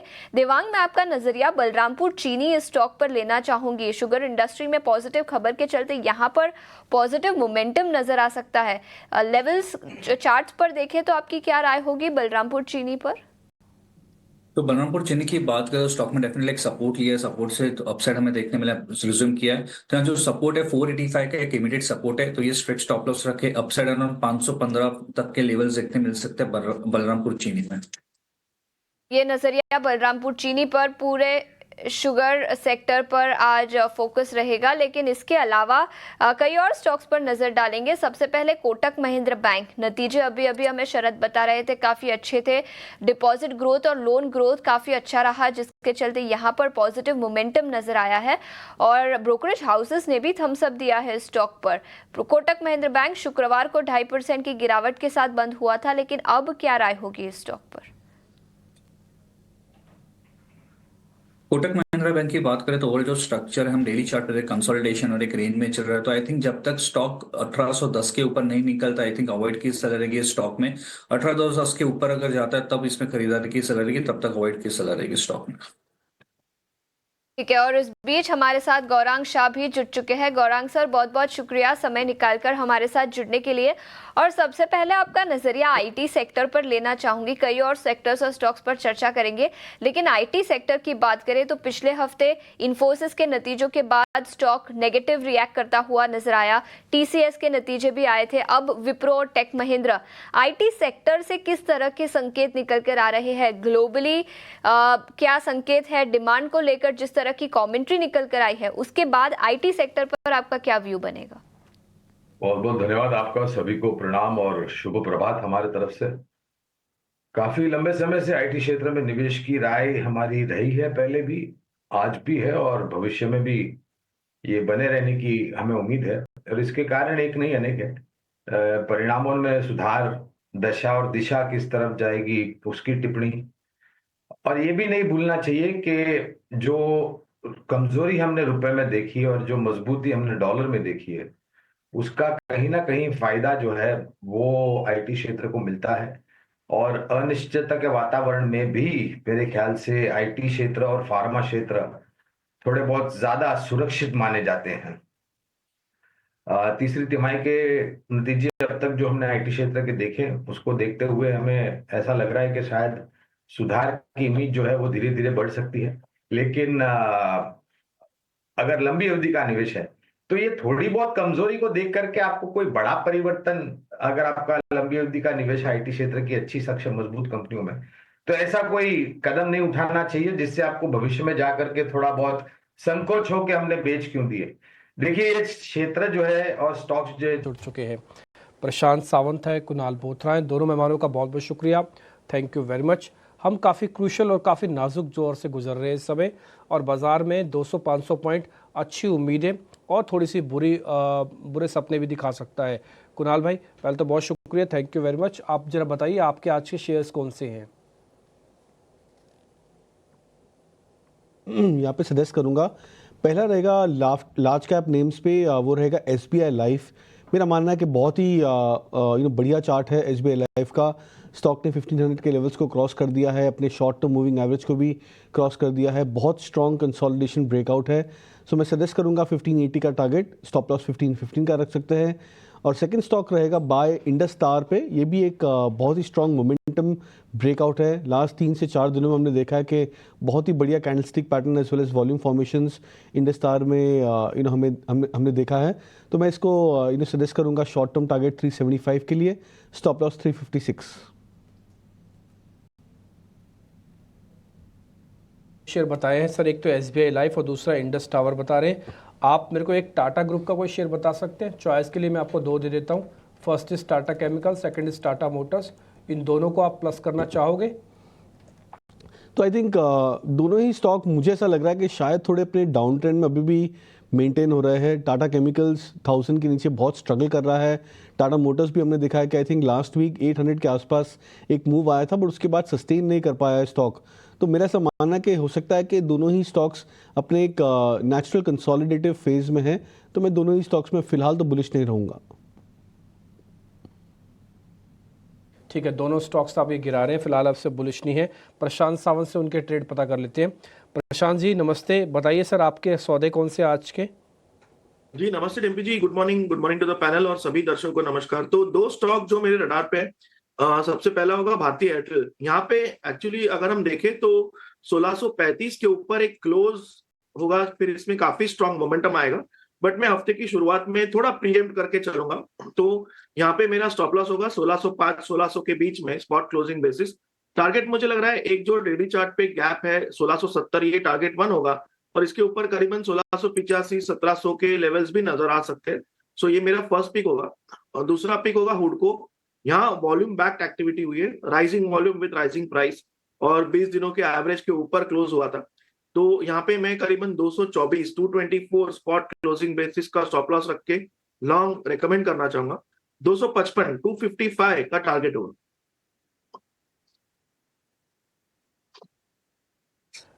आपने 2 शेयर हमको जो बताए, एक है हुडको, दूसरा है भारती एयरटेल। कुणाल बोथरा ने जो हमको 2 स्टॉक्स बताया, उसका नाम है SBI लाइफ और इंडस टावर। ये 4 शेयर आपकी तरफ से थे। फिर मैंने उनसे 2 टाटा ग्रुप के शेयर पता किए, टाटा मोटर्स और टाटा केमिकल्स, दोनों गिरा दिए उन्होंने। ऐसे ही मैं आपसे 2 शेयर पता करता हूँ, दोनों बैंकिंग के हैं। प्रशांत सावंत, आप चाहें तो उनको गिरा भी सकते हैं, रिप्लेस भी कर सकते हैं, जो चाहें करें। First is Kotak Mahindra bank, budget तक रखूंगा, हो सकता है उसके बाद भी रखूं। और दूसरा बैंक है मेरी तरफ से, वो है SBI, State Bank of India. इन दोनों को आप गिराओगे कि या फिर रखना चाहोगे? तो डिम्पी जी, यहाँ पे मैं प्योरली रिस्क के हिसाब से SBI में थोड़ा प्रीएम्प्ट करके लॉन्ग जाऊंगा। हालांकि बीटन डाउन स्टॉक है, बट मैं सिर्फ यहाँ पे कैश में 750 स्पॉट क्लोजिंग बेसिस, यानी करीबन 14 पॉइंट की रिस्क होगी, वो हिसाब से क्वांटिटी प्लान करूंगा। मेरा यहाँ पे जो टारगेट होगा वो करीबन 790 795। तो 1:2 का ट्रेड मेरा बन रहा है, वो हिसाब से मैं कैश में एक ट्रेड प्लान करूंगा। कोटक बैंक को मैं टोटली अवॉइड करूंगा। कोटक बैंक को आप टोटली अवॉइड करोगे, अगर चुनाएंगे तो सिर्फ वो भी SBI, वो भी कम क्वांटिटी में, वो भी कैश में, और लेवल्स आपकी स्क्रीन पर आ गए हैं। देखिए हम छांट के आपके लिए शेयर रख रहे हैं, कुछ मैं बजट के हिसाब से, कुछ पोर्टफोलियो के हिसाब से, और कुछ मार्केट में ऐसे शेयर्स जो कि अच्छी क्वालिटी के हैं बट किसी वजह से नीचे आए हुए हैं। गुरांग सर भी हमारे साथ बने हुए हैं। गुरांग सर, अभी गोल्ड के प्राइजेस पिछले क्वार्टर में काफ़ी अच्छे से ऊपर गए और गोल्ड फाइनेंसिंग कंपनीज ने भरपूर फ़ायदा भी उसका उठाया। आप अगले 2 क्वार्टर्स के लिए गोल्ड फाइनेंसिंग वाली कंपनीज पे क्या स्टांस रखते हैं? कोई कवरेज लिस्ट में है तो उसका भी बता दीजिएगा। वैसे तो 2 ही हैं, मन्नापुरम, मुथूट, बट फिर भी अगर कोई और भी आपके शेयर नज़र में हो तो इसी बिजनेस से जुड़ा हो तो ज़रा वो भी बताइएगा सर। देखिए, मन्नमपुरम पर हमारे जो लक्ष्यांक थे, धन्यवाद डिम्पी आपका, आपको भी प्रणाम और शुभ प्रभात हमारे तरफ से। तो मन्नमपुरम पर हमारा जो लक्ष्यांक था वो आ चुका था, तो हमने मुनाफा वसूली की राय दी है मन्नमपुरम फाइनेंस पर। और मुथूट फाइनेंस पर हमने राय बरकरार रखी है कि अगर निवेश है तो बने रहें, और गिरावट आती है तो आप जोड़ भी सकते हैं, नई खरीदारी भी कर सकते हैं। लेकिन मेरा एक तर्क है जो आपके सामने रखना चाहूंगा डिप्टी भाई। वो तर्क ये है कि अगर आप सोने को आधार बना करके किसी कंपनी में निवेश करते हो। अब एक उदाहरण दे रहा हूं, मैं कोई नकारात्मक टिप्पणी नहीं कर रहा हूं। तो अगर आप गोल्ड लोन कंपनीज में एक्सपोजर लेना चाहते हैं, अगर सोने को आधार बना करके, तो मेरी राय में गोल्ड ईटीएफ एक बेहतर विकल्प है, जहां पर आप कंपनी रिलेटेड रिस्क को मिटिगेट करते हो। क्योंकि कई बार हमने देखा है कि आरबीआई के तरफ से गोल्ड लोन्स कंपनियों के ऊपर फटकार आई है, एक्सपोजर को लेकर के और मार्जिन्स को लेकर के और थोड़ा बहुत कामकाज को लेकर के।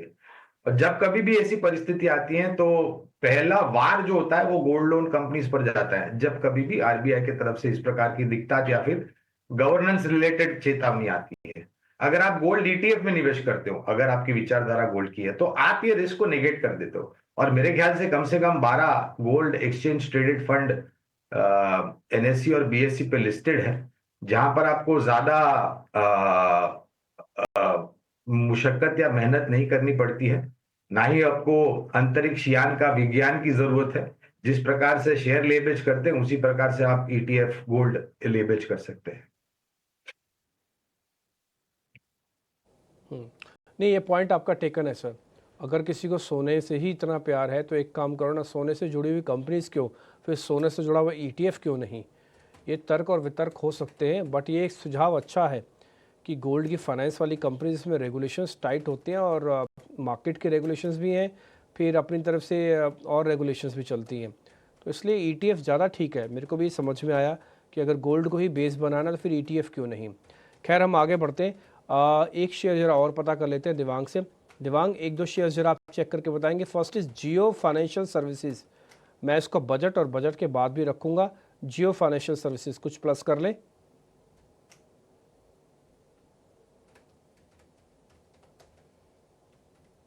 पॉसिबल है स्टॉक थोड़ा बहुत यहाँ से और करेक्शन देखने मिल सकता है। 270 265 तक के जोन है, वहां तक आते हुए देख सकते हैं। जहां तक इमीडिएट रेजिस्टेंस की बात करें, 287 का रेजिस्टेंस है, तो आई थिंक अभी अवॉइड की सलाह रहेगी। 287 के अबाव जाता है तभी इसमें खरीदार की सलाह है।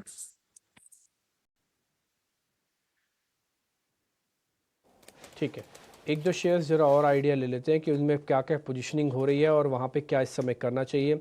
प्रशांत सावंत, अभी आपके पास में वापस लौट के आ रहा हूँ। जरा आईटीसी एचयूएल, इन दोनों में से कोई पोजिशनली अभी प्लस करके रखना चाहिए। मेरा ऐसा मानना है कि सरकार डिस्क्रिशनरी इनकम को लेकर कुछ ना कुछ बोलेगी, यानी कि लोगों के हाथ में पैसा आए। दूसरा, कंजम्पशन एक अलार्म है जो बजा है अभी। ये प्रॉब्लम बड़ी हो सकती है और सरकार के हाथ से भी निकल जाएगी अगर अच्छे से मैनेज नहीं और टैक्स टेररिज्म होता रहा तो मैं एक्सपेक्ट करता हूँ आईटीसी एचयूएल जैसी कंपनीज इनडायरेक्टली कुछ ना कुछ बेनिफिशियरी इस बार की बजट की बनने जा रही हैं। तो क्या पोजीशंस लेके रखें? ITC, HUL, Dabur, Marico, Tata consumers, Godrej consumers, ये एफएमसीजी का पूरा एरिया है। प्रशांत सावंत। तो यहाँ पे डिम्पी जी, सबसे पहले अगर आईटीसी की बात करें तो मुझे लग रहा है कि पैटर्न जो है वो काफी एक स्ट्रक्चरल ब्रेकडाउन हुआ था। ब्रेकडाउन कहाँ से हुआ था? 460 460 के नीचे। सो आइडियली हम अगर बेसिक टेक्निकल पे बात करें, वहां तक एक पुल बैक आ सकता है जहां से हम बिकवाली एक्सपेक्ट कर सकते हैं। वहां एक गैप भी है, बट क्या इस स्टॉक को खरीदना चाहिए? तो मेरे हिसाब से मैं अवॉइड करूंगा। मैं इनफैक्ट रैली आया हूँ और वहां पे उस जोन में 460 65 के बीच कोई नेगेटिव एक्शन दिखे तो मैं एक शॉर्ट इनिशिएट करना चाहूंगा। तो मेरे लिए ये टोटली अवॉइड जोन में होगा। और अगर हम इस क्षेत्र में दूसरा स्टॉक देखें, हिंदुस्तान यूनिलीवर, तो यहाँ मुझे लग रहा है आप एक लॉन्ग इनिशिएट कर सकते हो और आपका स्टॉप लॉस होना चाहिए। अभी अगर हम देखें 2350 2350 के आसपास हम क्लोज हुए, आपका स्टॉप लॉस होना चाहिए करीबन 2310 2310। और यहाँ से आप एक पुल बैक ट्रेड प्लान कर सकते हो करीबन 2450 से लेके 2465 2465, जो कि इस रेंज की ऊपरी लेवल है।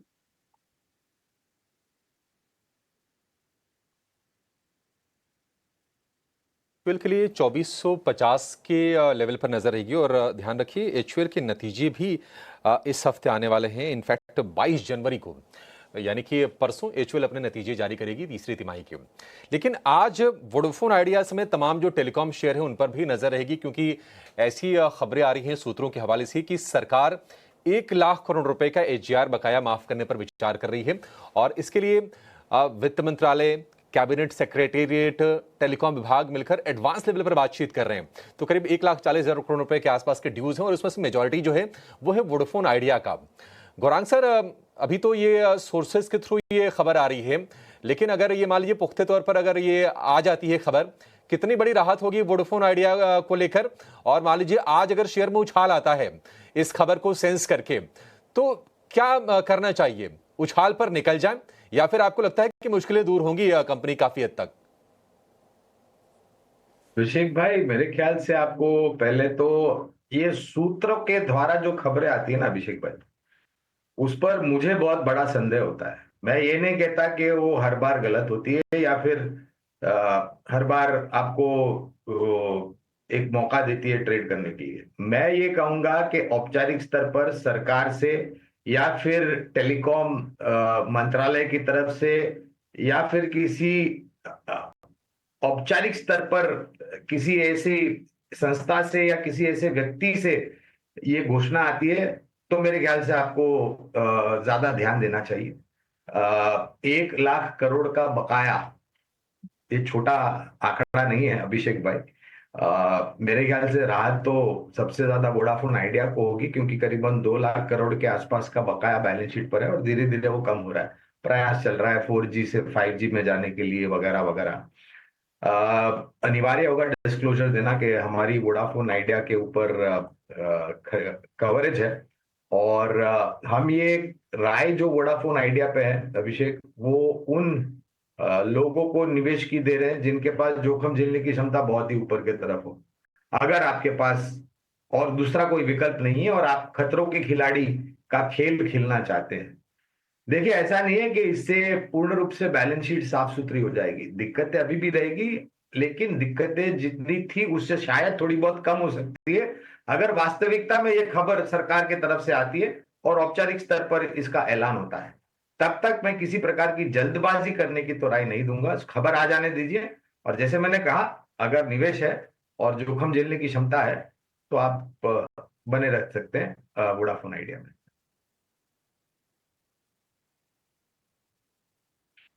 आती है कि टेलीकॉम स्पेस में डुओपोली हो, कम से कम 3 कंपनियां रहें, या ये इंटेंशन भी बार बार सरकार ने जाहिर किया है। और आपको बता दें कि वोडाफोन आइडिया में सरकार का भी बड़ा स्टेक है।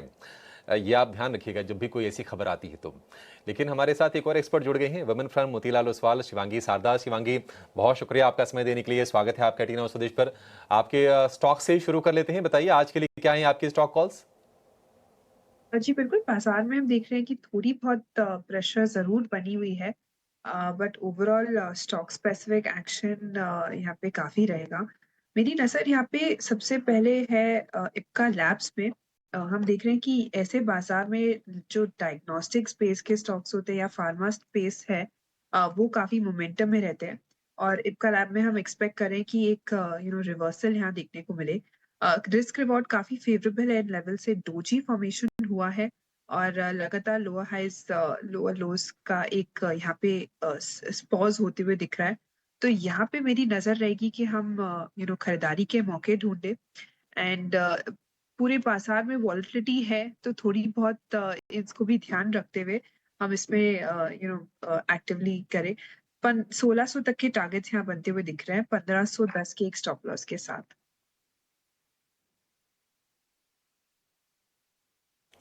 ठीक है, 1510 का स्टॉप लॉस, 1600 के टारगेट इप्का लैब्स के लिए। अभी शुरुआती जो टिक्स आ रहे हैं थोड़ी सी नरमी के आ रहे हैं, तो आपके लिए बेहतर हो सकता है कि एंट्री पॉइंट भी इसमें मिल जाएगा। एक और शेयर जिसके नतीजा है, जरा उसके बारे में राय ले लेते हैं प्रशांत जी। इंडियन होटल्स काफ़ी अच्छा परफॉर्म करके दिया है पिछले क्वार्टर में। शेयर ने हमने रिकॉर्ड ऊंचाई छूते हुए देखा। आगे की अपनी स्ट्रेटजी अनवील की थी कंपनी ने, और जो नतीजे आए हैं उम्मीद के मुताबिक आए हैं। मुनाफे में और आय दोनों में करीब करीब 29% के आसपास का उछाल है, और मार्जिन थोड़ा सा एक्सपेंड किया है। 37.37 से बढ़कर 38% के मार्जिन आए हैं इंडियन होटल्स के। चार्ट पर कैसा लग रहा है प्रशांत जी शेयर ये?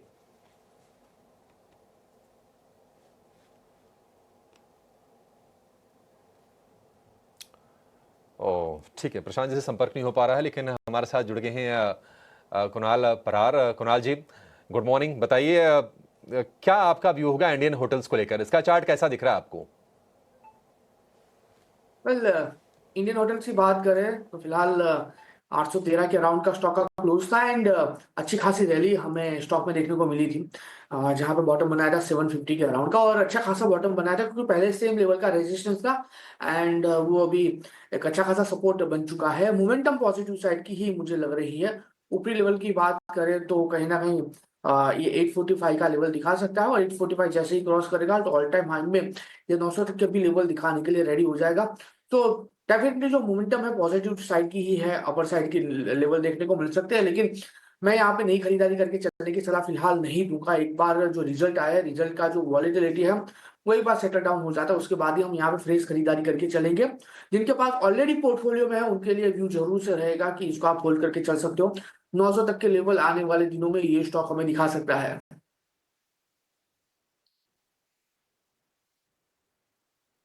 900 के लेवल दिखा सकता है इंडियन होटल्स का शेयर।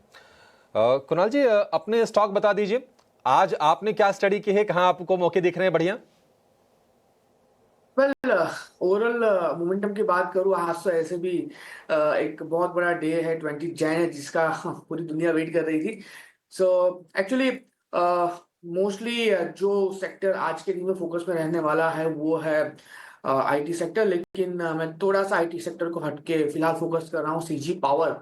649 के अराउंड का क्लोजिंग है और बहुत ही बढ़िया ब्रेकआउट लास्ट ट्रेडिंग सेशन में दिया था। लगातार 4 दिन का जो रेजिस्टेंस था उसके ऊपर का क्लोज दिया था एंड अच्छा खासा सपोर्ट भी लिया हुआ है। सो मुझे एक अच्छी खासी मोमेंटम सीजी पावर में देखने को मिल रही है। खरीदारी करके चलने की सलाह है। लोअर लेवल पे हम यहाँ पे जो एसएल मेंटेन करके चलेंगे वो एसएल हमारा आएगा तकरीबन 630 पे। स्टॉक का 648 के अराउंड का क्लोजिंग है, 630 का आप यहाँ पे एसएल मेंटेन करके चलिए।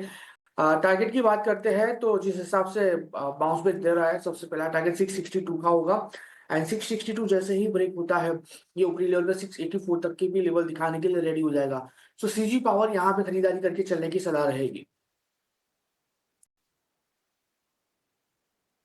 662 तो खैर बेहद नजदीक है, 654 पर खुलने की संकेत दे रहा है। देखते हैं लेवल्स कहां पर सेटल होते हैं, लेकिन 684 आप टारगेट मान के चलिए। 662 अगर टप गया तो, उसके ऊपर निकल गया तो, और 630 पर स्टॉप लॉस आपको लगा के चलना है। सीजी पावर के शेयर में थोड़ा सा डीप स्टॉप लॉस आपको जरूर दिखेगा। तो ये व्यू हो गया, लेकिन चलिए और कुछ शेयर जान लेते हैं जो आज खबरों के दम पर एक्शन में रहेंगे। 9 के नौरत लेकर हमारे सहयोगी शरद दुबे हमारे साथ में जुड़ गए हैं। शरद, गुड मॉर्निंग। बताइए आज कौन से हैं 9 के नौरत में? गुड मॉर्निंग अभिषेक। आज जो है 3 अहम निफ्टी अर्निंग्स के जो रिव्यू हैं उनको मैं जल्दी आपको बता देता हूँ। कोटक महिंद्रा बैंक बात करें तो तीसरे तिमाही जो है बहुत स्ट्रॉन्ग आया है। फ्रेश स्लिपेजेस जो है ये गिरा है और एक बहुत स्ट्रॉन्ग सेट ऑफ नंबर्स इतने खराब बैंकिंग इन्वायरमेंट में देखने मिल रहा है तो स्टॉक में पॉजिटिव मोमेंटम जरूर देखने मिलेगा। निम्स की बात करें तो यहाँ पे 2 बेसिस पॉइंट्स निम्स भी बढ़ा है। विप्रो की बात करें तो तीसरे तिमाही के नतीजे स्ट्रॉन्ग आए हैं। पैट में लगभग 4% का उछाल देखने मिला है और मार्जिन्स ने एस्टिमेट को बीट किया है। याद रखिए वेज हाइक्स भी इस क्वार्टर में देखने मिले थे, तो शानदार नतीजे विप्रो में भी देखने मिले हैं। टेक महिंद्रा की बात करें तो मिले जुले नतीजे देखने मिल रहे हैं।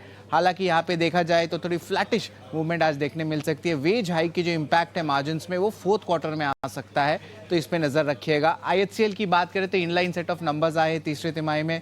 रेवेन्यू 30% बढ़ा ईयर ऑन ईयर बेसिस पे, लेकिन चौथे तिमाही और वित्त साल 2026 में जो ओवरऑल डिमांड की जो आउटलुक है उसमें जो है एक बुलिश नजरिया बनता है, मैनेजमेंट ने अपने कॉन कॉल में कहा है। आरबीएल बैंक के कमजोर नतीजे आए हैं। नेट प्रॉफिट जो है लगभग 90% गिर गया है ईयर ऑन ईयर बेसिस पे। और जीएनपीए की बात करें तो एसेट क्वालिटी में भी जो है खराबी देखने मिली है, स्टॉक के लिए नेगेटिव है। शुगर स्टॉक्स में बात करें तो खबर पे मुहर लगी है 18 हाउस स्वदेश की। एक बड़ी रिलीफ आई है शुगर इंडस्ट्री की, जहां पे गवर्नमेंट शुगर एक्सपोर्ट्स अलाउ करेंगे, तो इस पे भी नजर रखिएगा। इंडसइंड बैंक के सीएफओ गोविंद जैन ने जो है पर्सनल रीजन के जरिए जो है इस्तीफा दे दिया है और कंपनी के जो है whole time director Arun Khurana जो डेप्यूटी सीईओ के तौर पे जो है अभी सीईओ का पद पे एडिशनल चार्ज संभालेंगे। टेलीकॉम स्टॉक्स पे नजर रखिएगा। न्यूज़ फ्लो आ रही है कि गवर्नमेंट जो है 1 लाख करोड़ का जो एजीआर के ड्यूज वेवर है वो देखने मिल सकती है।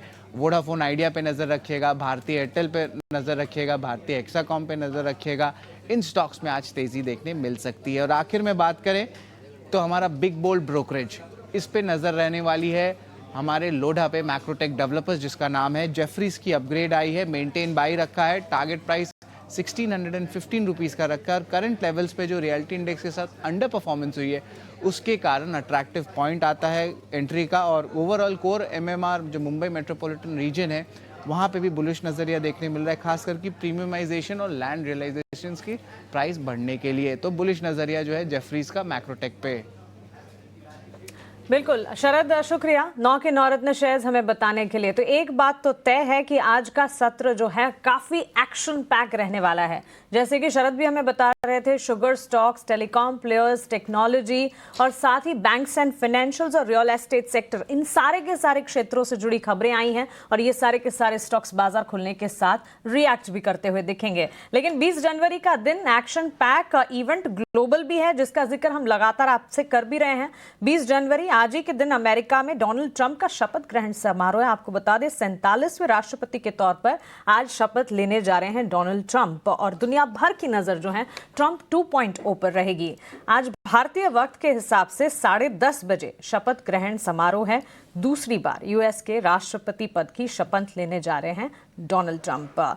कल एक समारोह हुआ, निजी समारोह, जिसमें दुनिया के चुनिंदा 100 लोगों को डिनर पर इनवाइट किया गया और इस इनविटेशन में मुकेश अंबानी और नीता अंबानी भी शामिल हुए और उनसे डोनाल्ड ट्रंप ने बातचीत भी की और इस बातचीत में भारत अमेरिका संबंध मजबूत होने की उम्मीद भी जताई गई। Gaurang sir, good morning to you. US में नई सरकार लेकिन पावर वही बरकरार। एक ग्लोबल टेक से ही शुरुआत करना चाहेंगे, आपसे जानना चाहेंगे कैसे देख रहे हैं इस डेवलपमेंट को आप भारत के लिए। धन्यवाद मानसी, आपको भी प्रणाम और शुभ प्रभात हमारे तरफ से। वही सरकार और पावर फिर से बरकरार, ये अच्छा पंचलाइन आपने चुनी है। देखिए, बातें तो माननीय प्रेसिडेंट इलेक्ट श्रीमान डोनाल्ड ट्रंप जी ने चुनावी जब दौर चल रहा था तो बहुत सारी टिप्पणियां करी थी अमेरिका में टैरिफ कट को लेकर के और अमेरिका में टैक्स कट को लेकर के, क्षमा चाहता हूं, और टैरिफ हाइक को लेकर के, और काफी कुछ मेक अमेरिका ग्रेट अगेन वगैरह वगैरह मुहिम चलाई थी। आज देर शाम को शपथ ग्रहण करेंगे, बहुत सारे महानुभाव वहां पर उपस्थित होंगे। ओवल ऑफिस में जाकर के जब अपना कार्यकाल संभालेंगे और फिर घोषणाएं करेंगे, उसके पश्चात मेरे ख्याल से निर्णायक तरीके से हमें समझ में आएगा कि उनकी विचारधारा और रणनीति क्या है। क्योंकि अगर वो अमेरिका में tax cut, corporate tax cut करते हैं और अगर टैरिफ हाइक करते हैं मानसी, तो अमेरिका में दिक्कत आ सकती है इन्फ्लेशन को लेकर के, महंगाई दर जो है वो ऊपर जा सकती है। और उसके आधार पर जो फेड के चेयर मिस्टर पॉवेल है, उन्होंने जो ब्याज दरों में कटौती की टिप्पणी करी है, उनको एक बहुत बड़ी मुसीबत का सामना करना पड़ सकता है और फिर पूरा जो संतुलन है वो बिगाड़ सकता है। तो थोड़ा समय देना चाहिए। मैं आगे बढ़ते हुए तो टिप्पणी नहीं करूंगा उनकी नीतियां क्या है, हाँ, लेकिन उम्मीदें काफी हैं और मैं उम्मीद रखता हूं कि उसी उम्मीदों पर, जहां तक हमारे भारतवर्ष का सवाल है और अमेरिका के साथ हमारे जो बायलैटरल या रिश्ते रहे हैं, वो यहाँ से और मजबूत हो और ज्यादा अटकलें या दिक्कतें या फिर गतिरोधक ना आए, ऐसी विचारधारा रखते हुए मैं उम्मीद करता हूं कि शायद आज शाम को और उसके पश्चात एक बेहतरीन माहौल और एक बेहतरीन रिश्ते आगे बढ़ाने का मौका मिले। और चलिए, भारतीय बाजार के लिए भी मजबूत शुरुआत के संकेत और रुपये की ओपनिंग भी 14 पैसे मजबूती के साथ खुलता हुआ 86 रुपये 61 पैसे के मुकाबले 86 रुपये 47 पैसे। शिवांगी, एमसीएक्स के नतीजे आज आने वाले हैं और प्लेटफॉर्म स्टॉक्स पर पर्टिकुलरली बीएसई में भी लगातार हमने अच्छा खासा एक्शन देखा। इस पर क्विक राय दीजिएगा, बस 1.5 मिनट बचा है मार्केट ओपन में। सारे एक्सचेंज ट्रेडेड काउंटर्स की बात करें तो यहाँ पे काफी अच्छा एक्शन मोमेंटम है। MCX is of course one of them और हम देख रहे हैं पिछले 4 दिनों से यहाँ पे अच्छी खासी ओपन इंटरेस्ट एडिशन हुई है शॉर्ट कवरिंग मूव के बाद। तो यहाँ पे स्टेबिलिटी भी देखने को मिल रही है स्टॉक में। तो बिल्कुल एक्सटेंड हो गई ये जो अप मूव है और यहाँ पे हम नेक्स्ट राउंड अबाउट 6300 के टारगेट्स इमीडिएटली देखेंगे और थोड़े पोजिशनली 6800 तक के टारगेट्स के लिए हम इसमें वेट कर सकते हैं। 5950 के एक स्टॉप लॉस को जरूर मेंटेन करें और इस अपसाइड को राइड करें। ठीक है, 1 मिनट के बाद बाजार ओपन हो जाएगा और इस बीच अगर आपको मैं फ्रीज लेवल बताऊं तो 87 पॉइंट ऊपर निफ्टी फ्रीज हुआ है। अच्छी बात है, ये बढ़िया बात है और आप उसी जंक्शन पे वापस ओपन करेंगे जो जंक्शन आपके लिए मेक ब्रेक लेवल वाला काम भी कर रहा है, वो है 23,300। ये पुराना पैनिक लो था, नया पैनिक लो 23,000 का बना था, पुराने वाला ये है। और पिछली बार भी हम यहीं पे आके बार बार आके रुके थे। तो 108 पॉइंट जो खोए तो करीब 90 पॉइंट गैप के साथ वापस आ रहे हैं, जस के तस खड़े हुए हैं। देखते हैं क्या होगा, मेरे को लगता है कि थोड़ा वेट एंड वॉच करना चाहिए। बैंक निफ्टी की आज ओपनिंग ठीक हो रही है, परसेंटेज में निफ्टी के मुकाबले डबल है ये, और करीब 293 पॉइंट का पहला ही ज़ोरदार मूवमेंट आएगा। 48,800 पे कोशिश करे मार्केट बैंक निफ्टी तो ये 49,000 भी पार कर सकता है। अगर करता है तो ये अच्छा साइन होगा। इसके अलावा रिलायंस हरे निशान में खुलेगा, HDFC करीब करीब हरे लाल निशान में खुलेगा, तो ये कुछ एक बड़े शेयर हैं। लेकिन आज का दिन एक्चुअली में जो टेलीकॉम का रिलीफ आया वो सभी शेयर्स को हिट कर रहा है अच्छे से पॉजिटिव।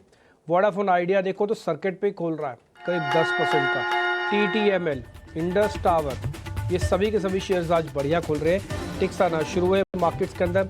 83 पॉइंट ऊपर अभी निफ्टी, 250 पॉइंट ऊपर बैंक निफ्टी है। थोड़ा बैंक निफ्टी को और जोर लगाना चाहिए, अब नहीं तो फिर कब। वैसे वाले मामले के हिसाब से बाजार चले तो बहुत अच्छा होगा, और मेरे को लग रहा है कि बढ़िया एक रिलीफ भी मिलेगा। 1200 शेयर एडवांसेस के अंदर है, 400 शेयर डिक्लाइंस के अंदर है। कहने का मेरे मतलब ये है कि एडवांस डिक्लाइन की रेशो 1:3 की आई, अच्छी चीज़ है, बट बाजार थोड़ा ज़ोर से खींचे मार्केट को तब मज़ा है। ये 100 ग्राम वजन डालने से 100 ग्राम वजन घटाने से अब असर ही नहीं हो रहा।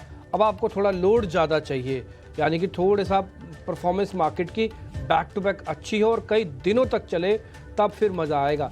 नहीं तो ये तो वैसे ये आप तो 10 दिन पहले भी ऐसा देख रहे थे मार्केट, और आज भी ऐसा देख रहे हो। आपको लग रहा होगा मैं थोड़ा नेगेटिव होकर बोल रहा हूँ, बट ये इरिटेशन है मार्केट की जो इरिटेट करेगी आपको। या तो आप अपने मन को समझा लो या फाइनेंशियल बैलेंस शीट को अच्छे से रखो, नहीं तो फिर ये तो देखोगे आप। देखो अभी भी वैसे हुआ, 250 पॉइंट ऊपर खोलने के बाद 150 पॉइंट पे लाके रोक दिया, और जो करीब 80 पॉइंट थे उसका 40 पॉइंट कर दिए। तो जो आपको गैप मिला उसका 50% आपने 3 मिनट भी नहीं लगाए साफ़ करने में, वो साफ़ कर देंगे। तो एक्चुअली में आपको जो गैप मिला उसमें डबल कर देना चाहिए था, अगर आपको चलने की मंशा होती, नीयत साफ़ होती तो। फिलहाल नीयत में मेरे को थोड़ा डाउट लग रहा है, इसलिए मेरे को कोई बहुत ज़्यादा मार्केट पे भी बोलना नहीं, कुछ ज़्यादा मेरे को समझ में भी नहीं आ रहा। मेरे को लग रहा है कि थोड़ा वेट एंड वॉच करना चाहिए, एकुमुलेशन करें तो ज़्यादा बेहतर है। ना ही कोई बड़े बड़े एक्सपेरिमेंट करने का ना मौका ना दस्तूर है, ना इस समय वजह भी बन रही है कोई। ज़रा हीट मैप लेके आते जाइए, मैं इन बिटवीन जब तक आपको टॉप गेनर्स टॉप लूजर्स और बता देता हूँ। जैसे मैंने शुरुआत में कहा कि आज टॉप गेनर्स की सूची में आपको वोडाफोन आइडिया दिखेगा, TTML दिखेगा, इसके अलावा इंडस टावर दिखेगा। इसके अलावा जो और शेयर है उसमें कोटक महिंद्रा बैंक है। मैंने सुबह प्रशांत सावंत से पता किया, उन्होंने मना कर दिया था, बट फिर भी आज वो 6% गैप के साथ खुला है। विप्रो, फिर मैंने उनसे जो दूसरा शेयर पूछा था SBI, उन्होंने कहा मैं वो एक्यूमुलेट करूँगा, तो वो शेयर भी है, वो करीब 0.5% ऊपर है। रिलायंस भी आज करीब 0.5% ऊपर, भारतीय एयरटेल भी 0.5% ऊपर है। रिलायंस और भारतीय एयरटेल को ये जो माफ़ी हो रही है उसका बहुत बड़े बेनिफिशियरी ये नहीं है, इसलिए इनकी परसेंटेज कम है। सेक्टर का बेनिफिट आता है वो एक अलग बात है, लेकिन सबसे बड़े बेनिफिशियरी वोडाफोन आइडिया है, जो इसी चीज़ को चाहते थे वो हो गया सरकार की तरफ से। इसलिए वोडाफोन आइडिया आप देखेंगे क्या शानदार मूवमेंट के साथ करीब 10% ऊपर लॉक है इस समय, तो उसके बाद शायद खुलेगा तो 5% और ऊपर जाएगा। फ्यूचर्स इसके अवेलेबल हैं। 1200 वर्सेस 800 शेयर अभी भी ये दर्शा रहे हैं कि मार्केट की ब्रेथ खराब नहीं है, बट मार्केट के पास फोर्स नहीं है। वो फोर्स की बेहद सख्त रिक्वायरमेंट है इस समय, और वो बैक टू बैक चाहिए, कई दिन तक चाहिए, और आपको कम से कम शॉर्ट्स को डिप्लीट यानी कि हटाना होगा सिस्टम से। ये शॉर्ट सिस्टम में पड़े रहेंगे, आप कितना ही ऊपर नीचे कर लो, ये फिर आपका प्रेशर बना के आपको नीचे धकेल देंगे, और आप सिर्फ देखते रह जाओगे, फिर कोसते भी रह जाओगे। ना कोसो, ना दिक्कत में आओ, ना परेशान हो, एक चीज़ चेक करते रहो कि ओपन इंटरेस्ट में से कितनी छटाई हो रही है और उसमें से शॉर्ट्स कितने जा रहे हैं। तुरंत हीट मैप लेके आइए स्क्रीन पर।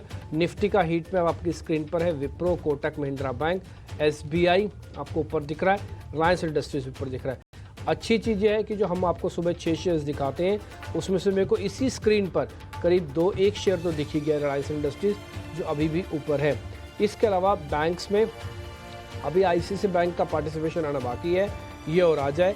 एक्सेस अपनी गिरावट को कम कर दे पोस्ट नंबर्स, तो किसने लास्ट सेशन में भी काफ़ी मूड ख़राब किया था, आज भी बाकायदा लाल निशान में अगर आईसीआईसीआई और एक्सिस भी कन्वर्ट हो जाए और एचडीएफसी के अंदर कोई डैमेज ना हो तो आज बैंक निफ्टी अच्छा मूवमेंट दे सकता है। बट कंडीशन अप्लाइड है, ये सब हाइपोथेटिकल सिचुएशन जो मैं आपको बता रहा हूँ ये वो है, लेकिन जब होगा तब होगा।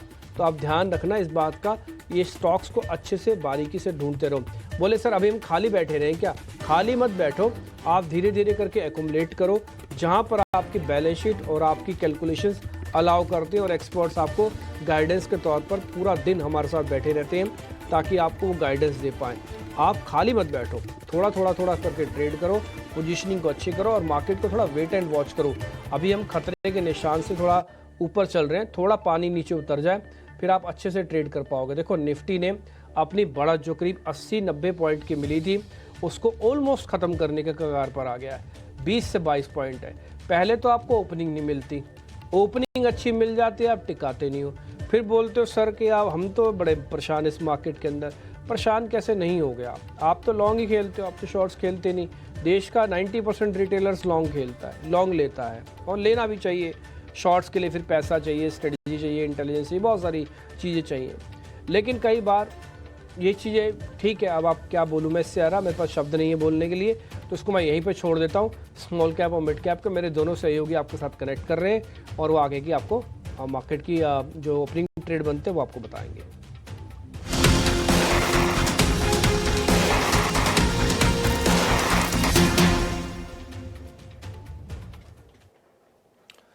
तो दमदार शुरुआत के बाद ऑलमोस्ट अपने गेंस को लूज करता हुआ निफ्टी अब जो तेजी रह गई है 0.06% की रह गई है। 13 अंकों पर आपको निफ्टी दिखेगा। निफ्टी बैंक पे हालांकि थोड़ी तेजी ज्यादा है, 250 अंकों की मजबूती दिखेगी।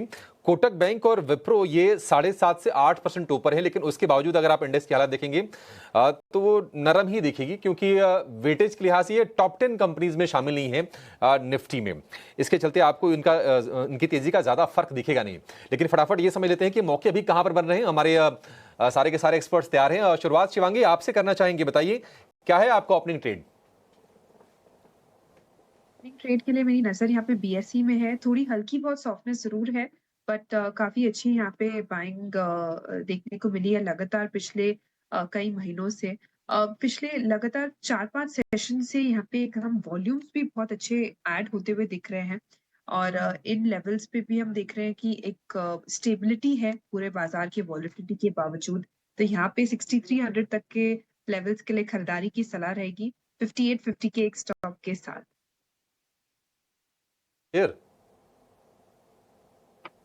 शिवांगी आपने स्टॉक कौन सा बोला? BSE, Bombay stock exchange. ठीक है, बीएसई। हाँ, बीएसई मार्केट रिलेटेड जो भी स्टॉक्स थे प्लेटफॉर्म वाले, हमने देखा था कि पिछले हफ्ते बढ़िया तेजी बनी थी, चाहे वो एमसीएक्स हो, बीएसई हो, सीडीएसएल हो, तमाम शेयर चल रहे थे। और बीएसई में तो क्या तगड़ा मोमेंटम था, 2 दिन में 10-12% ये शेयर चढ़ गया था।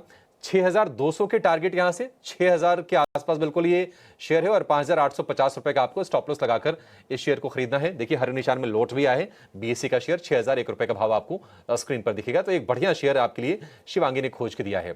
कुणाल जी आप बताइए, आपकी नजर कहां पर गई है बाजार में? एक्चुअली बाजार में नजर बहुत सारे स्टॉक पे है, लेकिन एक स्टॉक ऐसा है जहां पे एक अच्छी खासी मोमेंटम का एक्सपेक्टेशन रख सकते हैं। रिलायंस स्टॉक का नाम है, 1310 के अराउंड स्टॉक ट्रेड कर रहा है और रिजल्ट के जरिए बहुत ही बढ़िया मोमेंटम हमें लास्ट ट्रेडिंग सेशन में ये स्टॉक ने दिखाई थी। मैं कहूंगा कि यहाँ पे रिलायंस खरीदारी करके चलने की सलाह है, क्योंकि मल्टीपल टाइम इंडिकेशन दिया हुआ है बॉटम आउट होने का। सो मेरा नजरिया ना ही सिर्फ ट्रेडिंग के लिहाज से, मैं कहूंगा short term, medium term, long term के लिहाज से रिलायंस को प्रेजेंट लेवल पे ऐड करके चलना चाहिए। फिलहाल स्टॉक 1310 के अराउंड है, खरीदारी करके चलिए। नीचे में 1280 का हम यहाँ पे हैसल मेंटेन करके चलेंगे। ऊपरी लेवल की बात करें तो एक अच्छी खासी मोमेंटम हमें देखने को मिल सकती है। सबसे पहला टारगेट 1335 होगा, जो इसका एक हिडन रेजिस्टेंस है, और 1335 जैसे ही क्रॉस होता है 1370 तक के लेवल हमें आने वाले दिनों में देखने को मिल सकते हैं। तो रिलायंस पे फोकस करके चलने की सलाह है और बॉटम आउट हो चुका है ऐसा लग रहा है। सो जिनकी ऊपरी लेवल पे खरीदारी है उनको यहाँ पे एवरेज करके चलने की भी सलाह रहेगी। ठीक है, 1300 रुपए के ऊपर रिलायंस निकला है। हमने देखा था कि ये टॉप गिनेस में शामिल था शुक्रवार को और नतीजों के बाद बढ़िया चला, 2.5% के आसपास की मजबूती आई थी रिलायंस के शेयर में और उस मोमेंटम को ये जारी रखते हुए शेयर अब 1300 रुपए के ऊपर निकल गया है। 1335, 1370 के दो टारगेट कुणाल जी की तरफ से। 1290 रुपए का स्टॉप लॉस आपको लगा के चलना है। तो ये दो शेयर हो गए। एक और शेयर चेक करवा लेते हैं और वो है शिवांगी, जरा डिक्सन टेक चेक कीजिए। आज डिक्सन टेक के नतीजे आएंगे। हमने अगर हम पिछले तिमाही की अगर हम बात करें तो कई बड़े ग्लोबल करार भी किए थे डिक्सन टेक ने। आप जरा बताइए कि कैसा लग रहा है आपको चार्ट पर डिक्सन टेक? क्या नतीजों से पहले कोई पोजीशन लेनी है? जी बिल्कुल, डिक्सन में कल फ्राइडे के सेशन में भी हमने देखा था कि 4.5% से ज्यादा ओपन इंटरेस्ट एडिशन हुआ है लॉन्ग साइड में। तो बिल्कुल यहाँ पे एक स्ट्रेंथ डेरिवेटिव्स डेटा वाइज भी बनते हुए दिख रही है।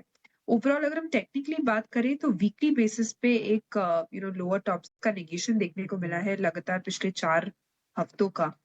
तो डेफिनेटली यहाँ पे स्ट्रेंथ जरूर यहाँ पे बनते हुए दिख रही है और एक फ्रेश लेग ऑफ रैली की तैयारी कर रही है क्योंकि अपने 50 वीकली एक्सपोनेंशियल मूविंग एवरेजेस से टर्न करते हुए दिखा है ये स्टॉक। तो डेफिनेटली मेरी राय रहेगी कि हम इसको ऐड करने की सलाह रखें। आईटी स्टॉक्स, आईटी क्षेत्र जो है वो काफी बज में भी रहेंगे दिग्गज के हैवी वेट्स के रिजल्ट्स के वजह से। तो यहाँ पे 18,000 तक की जगह बनती हुई दिख रही है, वहां के लिए हम खरीदारी करें 17,000 के एक स्टॉप लॉस को लगाते हुए।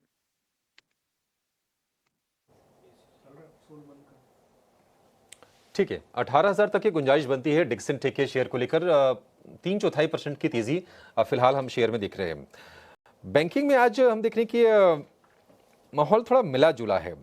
इंडसइंड बैंक में करीब करीब 2% के आसपास की नरमी है और इंडसइंड बैंक को लेकर खबर ये आई थी कि उनके सीएफओ गोविंद जैन ने इस्तीफा दिया है और डिप्टी सीईओ अरुण खुराना ये अतिरिक्त जिम्मेदारी संभालेंगे।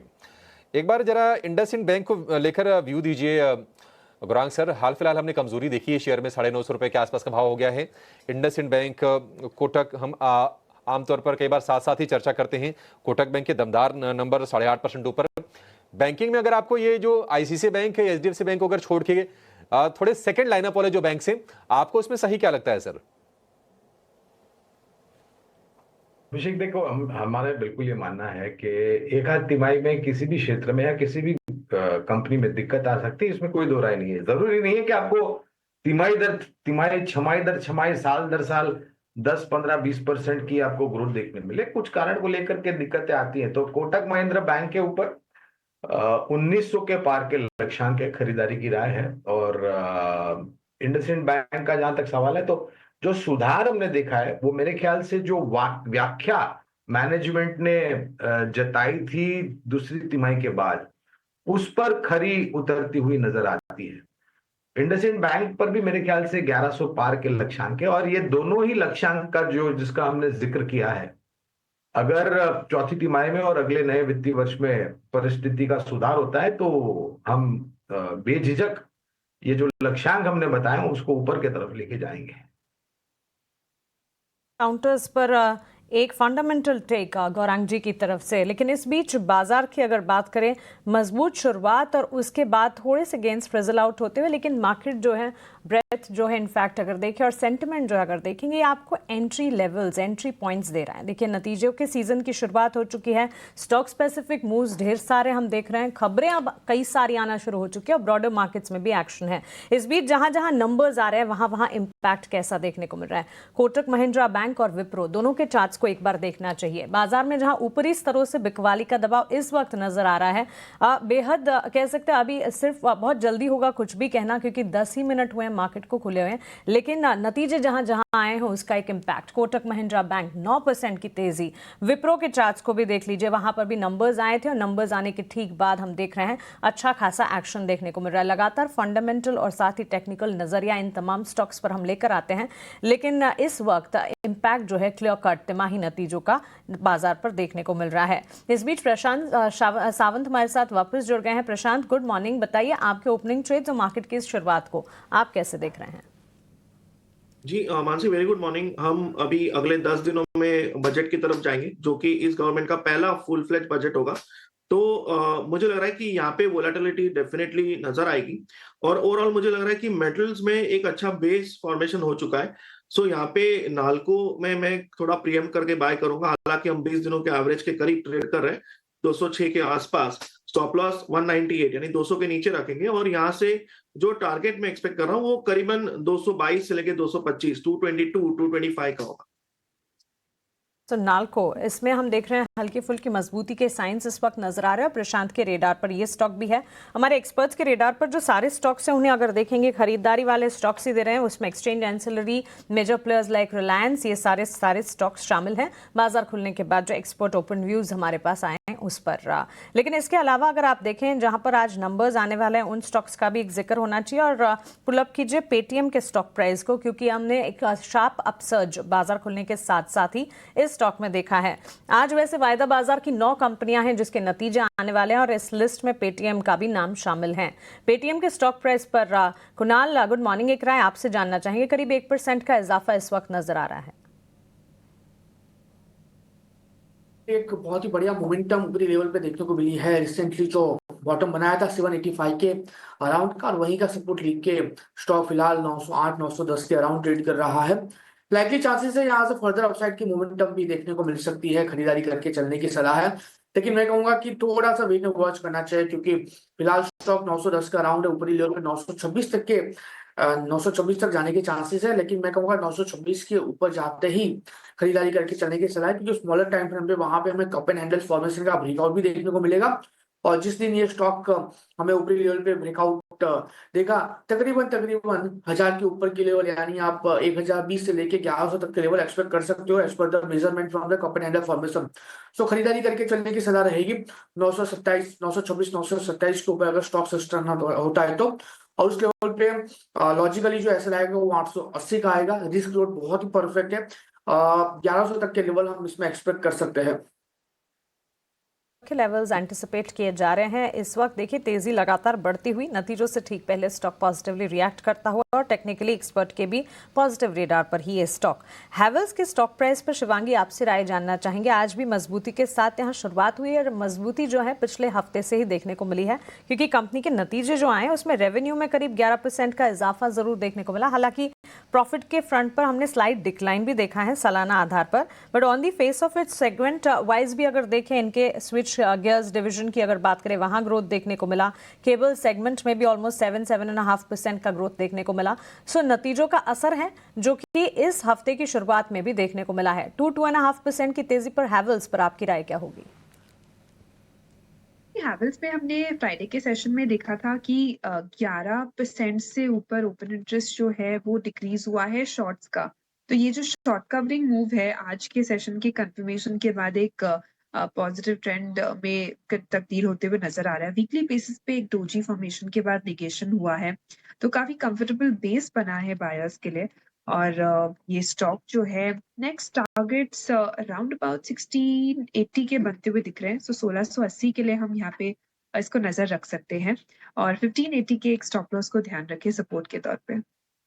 Easy stop loss targets to remember 1580 का स्टॉप लॉस और 1680 तक ये जाता हुआ नजर आ सकता है। इन स्तरों पर आने के बाद एक बार फिर से इसे रिव्यू किया जाएगा। लेकिन इस वक्त मेजर कंट्रीब्यूटर्स मार्केट्स में कौन से हैं?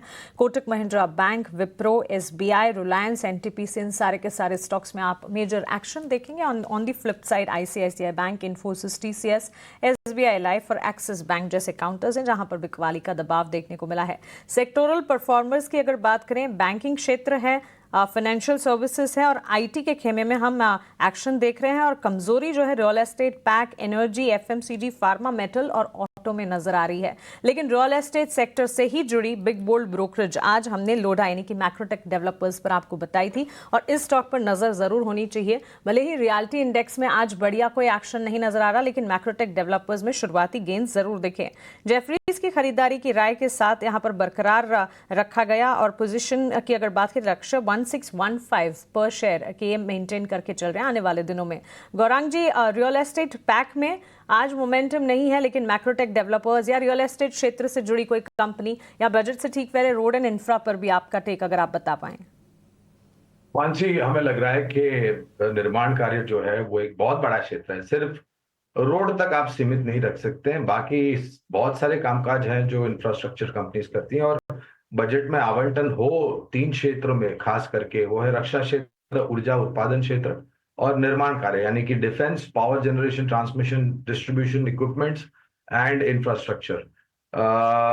ये तीनों ही कंपनियां, तीनों ही क्षेत्र में अच्छे लगते हैं। और रियल एस्टेट में हमारी जो राय है वो मेरे ख्याल से सीमित है प्रेस्टीज एस्टेट्स और शोभा लिमिटेड तक। गोदरेज में और डीएलएफ में हमारी पहले कवरेज थी, मेरे ख्याल से लक्ष्यांक आ चुके हैं, इसलिए मुनाफा वसूली की राय दी है।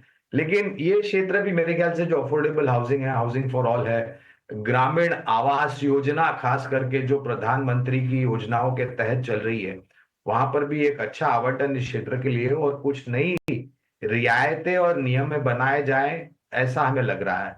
तो ये चारों ही क्षेत्र आपके नजर में होना चाहिए। इंफ्रास्ट्रक्चर में हमें एनसीसी लिमिटेड है, पीएनसी इंफ्रा है, एचजी इंफ्रा इंजीनियरिंग अच्छी लगती है। ऊर्जा में Tata power, NTPC, Torrent power अच्छा लगता है।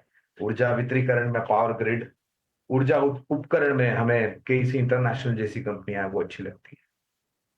बाजार में ऊपरी स्तर से गिरावट नजर आ रही है। मार्केट पर इंडेक्सेस पर भी एक नजर होनी चाहिए। सेंसेक्स में ऊपरी स्तरों से करीब 300 अंकों की बिकवाली है इस वक्त। अगर आप देखेंगे स्मॉल कैप मिड कैप में भी ऑलमोस्ट 450 अंकों की गिरावट मिड कैप में ऊपरी स्तरों से यानी कि शुरुआती गेंस के बाद देखने को मिली है, और ऐसी कुछ तस्वीर निफ्टी और बैंक निफ्टी में भी देखने को मिलेगी। लेकिन सेक्टर स्पेसिफिक बाजार में एक्शन जरूर है।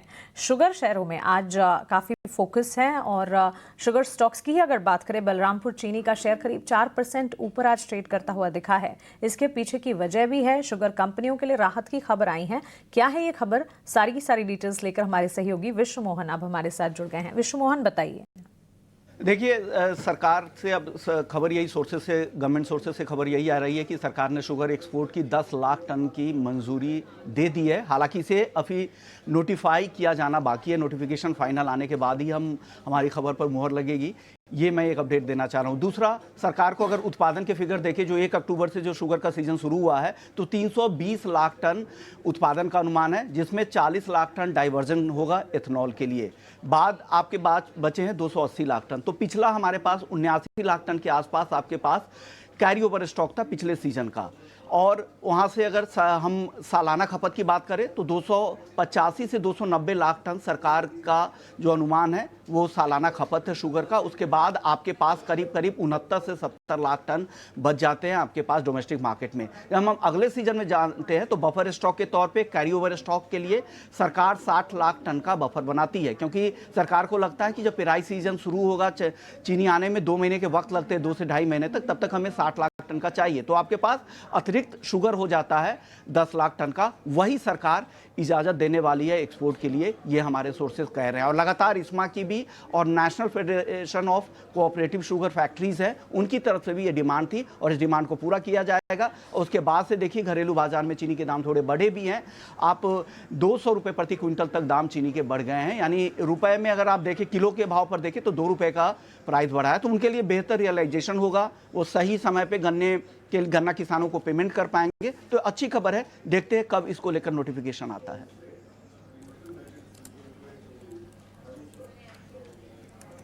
बहुत शुक्रिया, थैंक यू वेरी मच पूरी की पूरी खबर बताने के लिए। शुगर स्टॉक्स पे हमारी नज़र होगी। मैं ख़िलहाल पूछूंगा नहीं, क्योंकि थोड़े शुगर स्टॉक्स अभी थोड़ा चले हुए हैं, मेरे को लग रहा है थोड़ा और सेटल होने की ज़रूरत है, उसके बाद फिर कुछ आते हैं।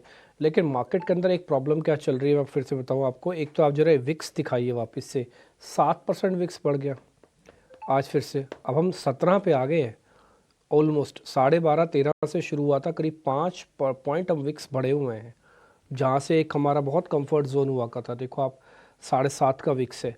ये विक्स कर क्या रहा है बार बार? ये विक्स मार्केट के अंदर पैनिक क्रिएट कर रहा है और भरभरा के मार्केट को सेल ऑफ कर रहा है। अभी मानसी बता रही थी कि कौन कितना कहाँ से टूट गया ऊपर। भाई बाजार को खुले हुए क्या 10 ही तो मिनट हुए हैं, 10 मिनट में ऐसे क्या हाय तौबा मच गया कि ऊपर से सारे लेवल टूट रहे हैं।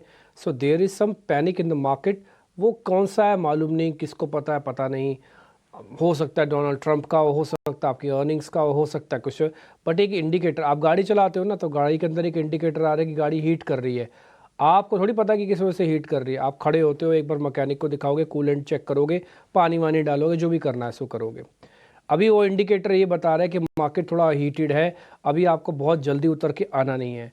ये वॉलेटिलिटी यही बताने के लिए सफिशेंट है। 17 का विक्स पे मैनेज करने की मेरे को तो आदत नहीं है, आपको पता नहीं। और 17 का विक्स हमने अभी रिसेंटली जब मार्केट के अंदर फॉल हुआ था ना मेजर वाला, तब भी 17-18 की विक्स तक ही पहुंचे थे हम। अभी हमारे पास कोई ऐसी खबर नहीं है, बट स्टिल हम 17.5 का विक्स लेके आ गए बैठ के। और यहाँ पर भी आप देखिए कि आपका ओपन इंटरेस्ट फिर से स्लाइटली बढ़ा हुआ है और प्राइस एक्शन नेगेटिव है।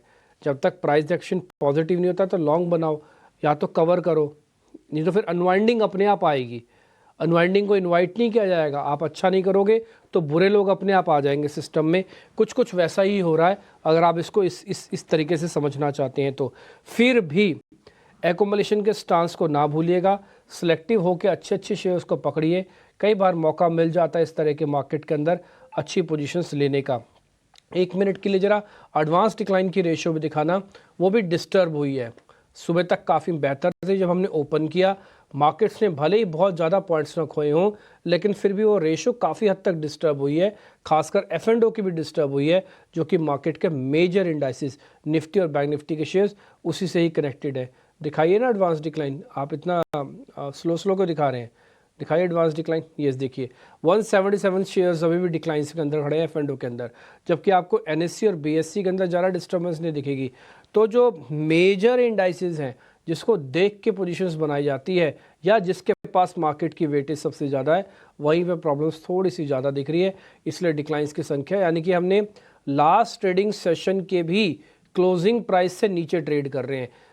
ऊर्जा तो बाद की बात है, पिछले बार के लेवल्स को भी नहीं बचा पाए 172 शेयर्स, ये एक प्रॉब्लम तो है ही मार्केट के अंदर जो हमको सबको साफ दिख रही है।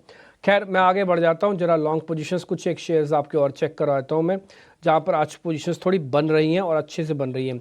CG पावर लेके आइएगा स्क्रीन पर, और प्रशांत सावंत एक बार जरा आप इसको चेक करना। CG पावर 650 रुपये के आसपास का शेयर है, 657 का राउंड का शेयर होगा। हाँ 4% का बिल्डअप है, 1.25% तक की तेज़ी है। जरा देख के बताइए सर क्या करें इसमें। CG पावर डिम्पी जी, यहाँ एक ब्रेकडाउन के बाद पुल बैक आ रहा है 200 दिनों के एवरेज की तरफ। मैं लॉन्ग तो नहीं रखूंगा, बट अगर कोई लॉन्ग हो तो मेरी सलाह होगी कि आप इसको ट्रेल करो करीबन 650 652 का स्टॉप लॉस रख के। मैं इसमें कंफर्टेबल रहूंगा अगर ये एक बार 680 के ऊपर क्लोज हो जाए, ताकि 200 दिनों के एवरेज के ऊपर एक कंफर्टेबल क्लोजिंग मिले। फिलहाल ये प्योरली सेल ऑन रैली के टेक्सचर में नजर आ रहा है, तो मैं अवॉइड करना चाहूंगा। आज कोटक महिंद्रा बैंक ने काफ़ी स्ट्रांग मूव दिखाया, और इस समय अगर आप देखें वैसे परसेंटेज के लिहाज से तो वोडाफोन आइडिया के बाद अगर सबसे ज़्यादा शेयर चलने वाला बना तो वो कोटक महिंद्रा बैंक बना। इनफैक्ट मैं बोलूँगा अब तो आइडिया को भी पीछे छोड़ देगा, करीब 9% ऊपर। और मैं अपने रिसर्च टीम से ये भी एक्सपेक्ट करता हूँ कि एक बार एक कोटक की जो तेज़ी आई है 9% की, एबनॉर्मल इन नेचर है, तो थोड़ा एक लिंक बना के पूरी जानकारी वापस से दर्शकों को दें कि क्यों कोटक महिंद्रा बैंक आज 9% चलने पर मजबूर हुआ। ये कभी नहीं अपने आप बहुत अच्छे नंबर ले तो अभी नहीं चलेगा, है ना। तो कोटक महिंद्रा बैंक पे एक बार आपको पूरा का पूरा एनालिसिस हम जल्दी आपके सामने वापस उतारेंगे। एक दो शेयर जरा मैं और आपको चेक कराया तो इन बिटवीन जहाँ पे कुछ मूवमेंट अच्छा बन रहा है। डिक्सन तो पूछ ही लिया था, यस। IRFC शिवांगी एक कैश का शेयर है, जरा चेक करोगे आप। IRFC 142 रुपये का शेयर है। IRFC की बात करें हम तो यहाँ पे हम देखते हैं कि इस क्वार्टर में इन क्षेत्र के जो स्टॉक्स है वो काफी मोमेंटम और बज़ में रहते हैं एक्सपेक्टेशंस के चलते। तो लगातार हम इसमें 3-4 सेशन से देख रहे हैं कि काफी अच्छी बाइंग इंटरेस्ट है और बॉटम पे बाइंग अच्छी खासी देखने को मिली है। इसका एक काफी अच्छा बेस बनते हुए दिखा है अराउंड अबाउट 130 के आसपास। तो ये एक अहम लेवल रहा है और स्टॉक अब पूरी तैयारी कर रहा है कि अपने एक्सपोनेंशियल मूविंग एवरेजेस के भी ऊपर ट्रेड करे। तो यहाँ पे हम एक्सपेक्ट कर सकते हैं एक अपमूव। मार्केट के वीकनेस और वॉलिटिलिटी के बावजूद ये चलते हुए दिख रहा है। तो 155 तक के टारगेट्स यहाँ पे हम एक्सपेक्ट कर सकते हैं, बट स्टॉप लॉस जरूर आगे की तरफ ट्रेल करे और 145 को एक अहम लेवल की तरह ध्यान रखे। बट इस पूरे सेक्टर का एक नेचर होता है कि काफी लैकलस्टर मूवमेंट होने लग जाता है एक रैली के बाद। तो प्रॉफिट जो है वो बुक करते रहे और डेफिनेटली एग्जिट करना ना भूलें।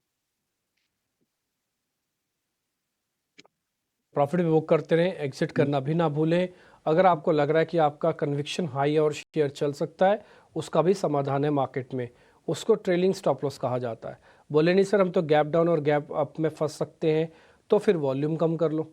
हर मुसीबत का कहीं ना कहीं समाधान तो है, बट वो थोड़ा मार्केट की कंडीशन के साथ अप्लाइड है।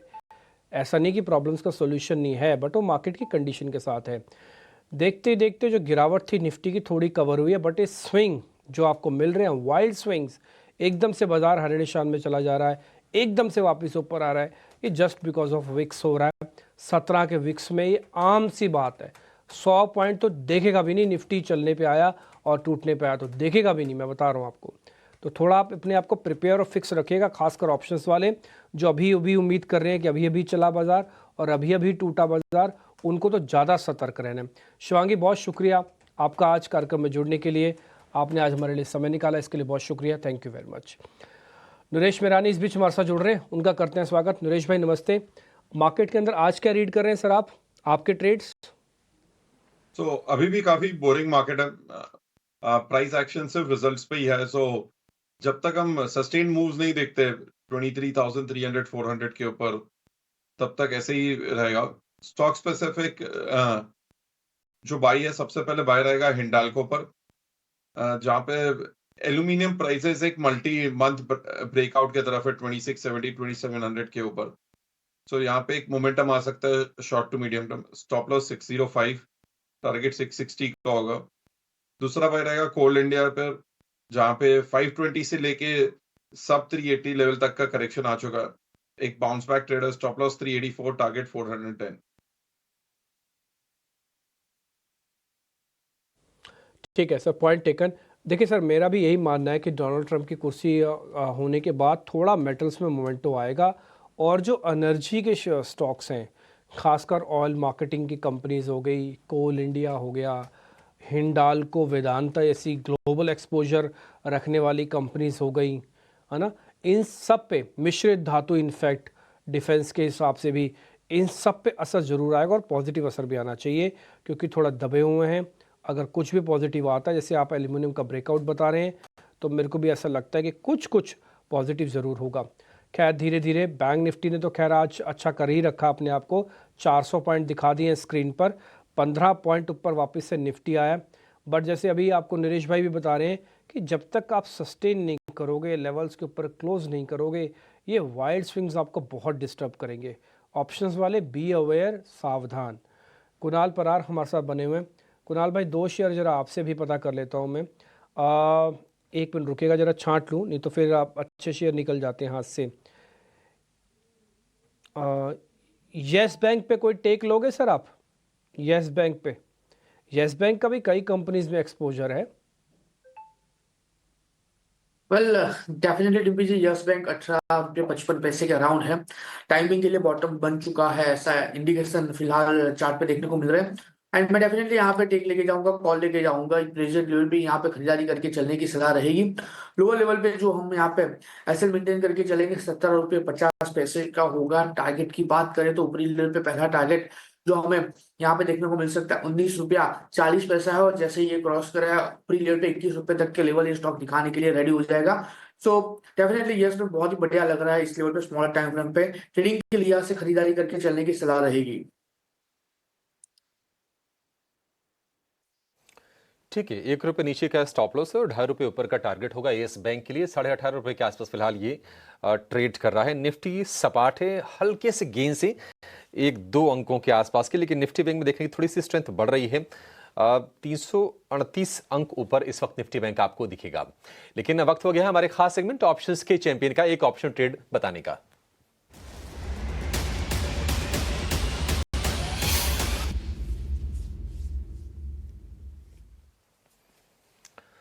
और ऑप्शंस का चैंपियन ट्रेड बताने के लिए हमारे साथ हैं सेंट्रल ब्रोकिंग के नीलेश जैन। नीलेश जी, बहुत शुक्रिया आपका समय देने के लिए। बताइए कहां पर पैसे बनेंगे ऑप्शंस में? मॉर्निंग अभिषेक जी, देखिए यहाँ पर मार्केट थोड़े से एक्सट्रीमली वॉलेटाइल हो चुके हैं और दोनों ही साइड्स के ट्रेड देखने को मिल रहे हैं। टाटा मोटर्स इनफैक्ट यहाँ पर थोड़ी सी वीकनेस नजर आ रही है, कोई भी पुल बैक यहाँ पे देखने को मिल रहा है, वहाँ पे फिर से बिकवाली ही हावी होती नजर आ रही है। तो यहाँ पे पुट ऑप्शन के जरिए टाटा मोटर्स को शॉर्ट करने की सलाह होगी। तो टाटा मोटर्स का 770 का पुट ऑप्शन खरीदने की सलाह होगी, जो 20 रुपए पे फिलहाल ट्रेड हो रहा है। 15 रुपए का स्टॉप लॉस होगा, 26 रुपए पहला टारगेट, दूसरा टारगेट 33 का होगा। इसके लॉट साइज के हिसाब से जो पर लॉट का रिस्क है वो 3300 का है। तो छोटे से स्टॉप लॉस से छोटे से रिस्क के साथ ये पुट ऑप्शन लेके चल सकते हैं। रिवॉर्ड यहाँ पे 6600 पर लॉट बनते हुए नजर आ सकते हैं। तो ओवरऑल टाटा मोटर्स में थोड़ी सी वीकनेस हमें 760 से 750 तक की देखने को मिल सकती है, इसीलिए पुट ऑप्शन खरीद के चलने की सलाह होगी। बिल्कुल 770 पर ट्रेड भी कर रहा है टाटा मोटर्स का शेयर हल्की सी गिरावट के साथ। और पिछले हफ्ते हम चर्चा कर रहे थे कि क्या टाटा मोटर्स चलने के लिए तैयार है, क्योंकि 750 रुपए के आसपास हमने थोड़ा रिबाउंड देखा था।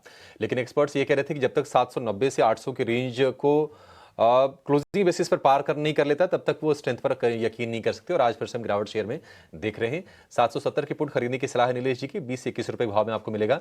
लक्ष्य 26 रुपए, 33 रुपए का, स्टॉप लॉस 15 रुपए का आपको लगा के चलना है। अधिकतम मुनाफा प्रति लॉट के हिसाब से 6600 रुपए का, और अधिकतम नुकसान जो होगा वो है 3300 रुपए का, ठीक उसका आधा। शेयर में हम कमजोरी ऑलरेडी देख रहे हैं, तो एक बढ़िया आपके लिए ऑप्शन का ट्रेड बन सकता है टाटा मोटर्स के शेयर में। और आज हम देख रहे हैं कि ऑटो वाले शेयर थोड़ा सा प्रेशर बनाने का काम कर रहे हैं बाजार पर। बजाज ऑटो, आयशर, टाटा मोटर, ये सारे के सारे निफ्टी के टॉप लूजर्स में आज के सत्र में शामिल है। नीलेश जी, बहुत शुक्रिया आपका समय देने के लिए और ये बढ़िया ट्रेड हमारे दर्शकों को बताने के लिए। लेकिन आज वायदा का टॉप गेनर है वोडाफोन आइडिया, करीब 10% के आसपास की तेजी है। टाटा टेली टेलीकॉम स्पेस में वहां देखिए, वहां पर भी 10% से ज्यादा की तेजी आपको देखेगी। और वजह यह है कि चर्चा ये हो रही है कि सरकार बजट में टेलीकॉम कंपनीज को एजीआर के मोर्चे पर बड़ी राहत दे सकती है। क्या खबरें आ रही हैं, जरा ये समझते हैं। और वोडाफोन का शेयर आज जो दौड़ रहा है, इसके पीछे और क्या ट्रिगर्स बन सकते हैं, ये बताने के लिए हमारे सहयोगी शरद दुबे जुड़ गए हैं। शरद, बताइए, निश्चित तौर पर एक पॉजिटिव संकेत आ सकता है अगर ये खबरें पुख्ता हुई तो। जी बिल्कुल, पूरे टेलीकॉम सेक्टर के लिए जो है एक पॉजिटिव न्यूज़ फ्लो आ सकती है अगर ये रिपोर्ट्स जो हैं सही निकले तो। बजट में सरकार एजीआर बकाये में बड़ी राहत का ऐलान प्लान कर रही है। और यहाँ पे देखें तो सितंबर से जो क्यूरेटिव पिटीशन खारिज की गई थी, उस वक्त जो बकाया था वो आंकड़ा लगभग 70,300 करोड़ का था। पिछले महीने जो था 24,800 करोड़ की जो बैंक गारंटी की बाध्यता से राहत भी जो है वोडाफोन आइडिया को मिला था। अब बात करते हैं एजीआर राहत की जो उम्मीद है और टेलीफोन सेगमेंट में जो है, टेलीकॉम सेगमेंट में कहाँ पे मूवमेंट देखने मिल सकता है। ये आंकड़ा 1 लाख करोड़ का है जहाँ पे एजीआर बकाया माफ़ किया जा सकता है, इस पे विचार हो रही है। अगर इसकी ब्रेकअप की बात करें तो 50% ब्याज, 100% जुर्माना, और जुर्माने पर भी जो ब्याज है उसको जो है माफ़ किया जा सकता है। तो ये एक बड़ा आंकड़ा है। वित्त मंत्रालय, टेलीकॉम विभाग, आपके कैबिनेट सेक्रेटरी स्तर पर ये विचार जारी है, ये सूत्र या रिपोर्ट्स कह रहे हैं। सुप्रीम कोर्ट ने 2019 में लगभग 1.5 लाख करोड़ का बकाया चुकाने को कहा था। अभी तक जो है कंपनी लगभग 37,000 करोड़ की जो है पेमेंट्स एजीआर की हुई हैं, और इसमें ब्याज, जुर्माना, जुर्माने पर ब्याज से एजीआर बकाये की जो रकम है उसमें बढ़त देखने मिल सकती है। राहत मिली तो एजीआर बकाये का रकम घटकर 40,000 करोड़ हो सकती है। तो ये एक बहुत बड़ा जो है रिडक्शन डेट का इंडस्ट्री के लिए देखने मिल सकता है। और बकाये में लगभग 75% रकम ब्याज, जुर्माना और जुर्माने पर ब्याज की हो सकती है। लेकिन क्या ड्यूज़ आते हैं उस पर भी नज़र डालते हैं, एजीआर में कितनी राहत की संभावना है। अगर बात करें वोडाफोन आइडिया 52,000 करोड़, ये बड़ा आंकड़ा है। टाटा टेली सर्विसेज का 14,000 करोड़ और वही भारती एयरटेल का 38,000 करोड़ बन रहा है। मार्च 2025 से लेकर एजीआर भुगतान का जो अनुमान है कंपनी वाइज अगर देखें तो क्या पे आउट आ सकता है, उसमें सबसे ज़्यादा जो है नाम आता है वोडाफोन आइडिया का, जो रेंज करता है 80,000 से 85,000 तक। और वही अगर भारतीय एयरटेल की बात करें तो ये रेंज कर रहा है 42 to 44,000 करोड़। और टाटा टेली सर्विसेज के लिए आंकड़ा छोटा है, रेंज कर रहा है 17,000 to 19,000 करोड़। तो ओवरऑल टेलीकॉम सेगमेंट खास करके वोडाफोन आइडिया के लिए ये बहुत पॉजिटिव न्यूज़ फ्लो है अगर ये रिपोर्ट्स जो है एक्चुअली सच होते हैं। लेकिन ऑफ कोर्स बाजार में देखिए रिपोर्ट्स के खबर से स्टॉक्स में तेजी भी आज देखने मिल रही है। बायो एंड र्यूमर्स वही है स्थिति बाजार में दिख रही है। और वोडाफोन आइडिया करीब 10% ऊपर कारोबार करा और काफी दिनों के बाद 10 रुपए के ऊपर निकला भी है वोडाफोन आइडिया का शेयर। एक बार जरा इस पर हमने फंडामेंटल व्यू तो लिया था, लेकिन एक बार टेक्निकल चेक कर लेते हैं। कुणाल जी, वोडाफोन आइडिया जरा चेक करके बताइए। एफपीओ का प्राइस था 12 रुपए के आसपास का और अब 10 रुपए के ऊपर फिर से जाके ये कारोबार कर रहा है शेयर। आप बताइए कि उछाल पर करना क्या है वोडाफोन आइडिया में? उछाल पे उछाल पे प्रॉफिट बुकिंग करके ही चला जा सकता है। फिलहाल स्टॉक ने ब्रेकआउट दे दिया 8 रुपये 80 पैसे का, एंड स्टॉक उसके बाद 10 रुपये के अराउंड लॉक हो चुका है। न्यूज अच्छी है, उसके बेस पे ही स्टॉक में अच्छे खासे मोमेंटम देखने को मिली है। मैं इतना ही कहूंगा कि अगर लोअर लेवल पे खरीदारी है तो यहाँ पे प्रॉफिट बुकिंग करके चलने की सलाह रहेगी। अगर स्टॉक 12 रुपये 80 पैसे से लेकर 13 रुपये के लेवल अगर आने वाले दिनों में अगर हमें दिखाता है तो, क्योंकि वहां पे मल्टीपल रेजिस्टेंस स्टॉक ने पहले भी फेस किया था। सो 12 रुपये 80 पैसा 13 रुपये आता है तो वहां पे हमें प्रॉफिट बुकिंग करके चलने की सलाह रहेगी। ठीक है, 12 रुपये 80 पैसे 13 रुपये, हालांकि अभी ये मंजिल दूर है। 10 रुपये से जुड़ेंगे तो 12 रुपये 80 पैसे 28% के आसपास का होता है। देखते हैं इतना शेयर चलता है नहीं चलता है। लेकिन उछाल पर अगर आपका कंफर्ट अगर अलाउ नहीं करता है, और देखिए अगर हम कारोबार की बात करें, कंपनी पिछड़ी हुई है 5G के मोर्चे पर, डेट ज़्यादा है, फंडिंग को लेकर दिक्कतें हैं, प्रमोटर की तरफ से उतना हमने कन्विक्शन देखा नहीं है। बातें होती हैं लेकिन वो फंड मोबिलाइजेशन नहीं हो नहीं पाता है, तो थोड़े से चैलेंजेस तो हैं कारोबार को लेकर। तो आप चाहें तो प्रॉफिट टेकिंग कर सकते हैं, एग्जिट के लिए भी मौका खो सकते हैं शेयर में, वोडाफोन आइडिया में। ठीक है। अच्छा, एक और सेगमेंट इस पर प्रशांत जी आपसे व्यू जानना चाहेंगे, और वो है डिफेंस का।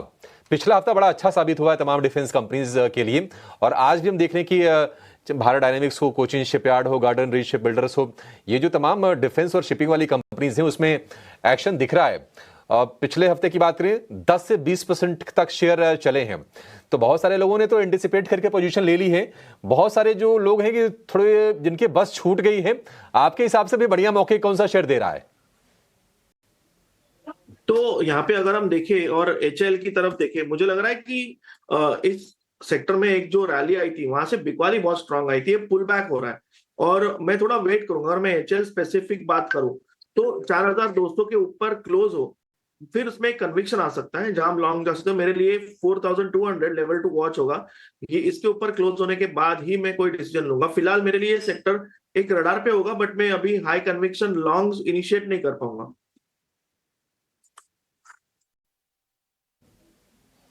ठीक है, लॉन्ग इनिशिएट नहीं कर सकती HL पर, क्योंकि शेयर थोड़े हाल फिलहाल चल गए हैं, ये रीज़न ज़रूर है। अच्छा, एक शेयर और जरा आप चेक कीजिए नरेश जी, और वो है NBCC का। धीरे धीरे करके हमने तेज़ी देखी है, 100 रुपये के दरवाजे पर फिर से जाके खड़ा हो गया है, और पिछले अगर हम 5 सत्र की बात करें 20% के आसपास ये भी शेयर चल गया है। बजट का बेनिफिशियरी ये कंपनी भी हो सकती है। NBCC इस भाव पर कोई खरीदारी के मौके आपको दिख रहे हैं इसमें? थोड़ा वेट करेंगे क्योंकि स्टॉक 80 से लेके ऑलमोस्ट 100 तक आ चुका है लास्ट 4-5 दिन में। 105 पे बड़ा रेजिस्टेंस है, जो लास्ट 2 रिकवरी में 103-105 पे टॉप बना था, तो लोअर लेवल्स पे 92-94 बैंड पे बाय रहेगा। ओके, तो चलिए NBCC पर ये एक राय इस वक्त बनती हुई दिख रही है। लेकिन डिफेंस का जिक्र हमने अभी किया, डिफेंस स्टॉक्स में मजबूती है, और रेलवे सेक्टर में भी लगातार हर सेशन में पिछले कुछ दिनों से हम देख रहे हैं कि मॉर्निंग गेन्स नजर आते हैं। और इस वक्त भी अगर आप देखेंगे IRFC, RVNL, ये सारे के सारे स्टॉक प्राइसेस में अच्छा खासा एक्शन देखने को मिल रहा है। IRFC में 1.25% तक की तेजी, RVNL के चार्ट्स में करीब 2% की मजबूती। इस पर एक राय जरूर लेंगे, लेकिन इस बीच बाजार की इस कमजोरी पर भी नजर होनी चाहिए। निफ्टी में करीब 100 अंकों की गिरावट नजर आ रही है। ब्रॉडर मार्केट्स में भी बिकवाली है। बैंक निफ्टी अपने आप को संभालने की कोशिश करता हुआ, और फियर इंडिकेटर इंडिया विक्स पर भी एक नजर रखें, क्योंकि 6-6.5% तक की तेजी इंडिया विक्स में इस वक्त नजर आ रही है, जो कि क्लियर कट कंसर्न्स के साइन है। 14 के नीचे कंफर्ट लेवल से इस वक्त 16-17 के लेवल्स पर इंडिया विक्स आप देख पाएंगे। लेकिन चलिए क्विक राय RVNL IRFC के चार्ट्स पर देखना चाहेंगे। प्रशांत, आप ही बताइए कैसे देख रहे हैं इन स्टॉक्स को आप? तो मानसी, IRFC जस्ट मेरे रडार पे था, मैं इसको ट्रैक ही कर रहा था, और मुझे लग रहा है कि अगर हम करंट प्राइस पे देखें तो यहाँ पे करीबन 150 का एक रेजिस्टेंस है, एक falling trend line resistance as well as price resistance. तो मैं थोड़ा सा वेट करूंगा यहाँ पे। रणनीति क्या होनी चाहिए, अगर आपके पास एग्जिस्टिंग लॉन्ग्स है तो आपका एक ट्रेलिंग स्टॉप लॉस सिस्टम में होना चाहिए 144, 144, और अगर आप फ्रेश लॉन्ग्स इनिशिएट करना चाहते हो तो एक बार वेट कीजिए 150 के ऊपर क्लोज होने के लिए। क्लोज अबाउट 150, स्टॉप लॉस रखेंगे 146, एंड टारगेट होगा 160 का। बट 150 के ऊपर जब तक क्लोज ना हो, मैं यहाँ पे फ्रेश लॉन्ग्स डिप्लॉय नहीं करूंगा। ठीक है, ये राय रेलवे काउंटर्स पर एक मिलती हुई, लेकिन इस बीच निफ्टी नेक्स्ट कैटेगरी के कुछ स्टॉक्स को अगर देखेंगे, इसमें सबसे ज्यादा मजबूती हैवेल्स, एचएएल जैसे काउंटर्स में देखने को मिल रही है, लेकिन इसके साथ साथ बीएचईएल के स्टॉक प्राइस पर भी देखें करीब 1% तक का इजाफा यहाँ पर। कुणाल, बीएचईएल पर एक राय दीजिएगा, 215 के लेवल्स पर इस वक्त ट्रेड करता हुआ।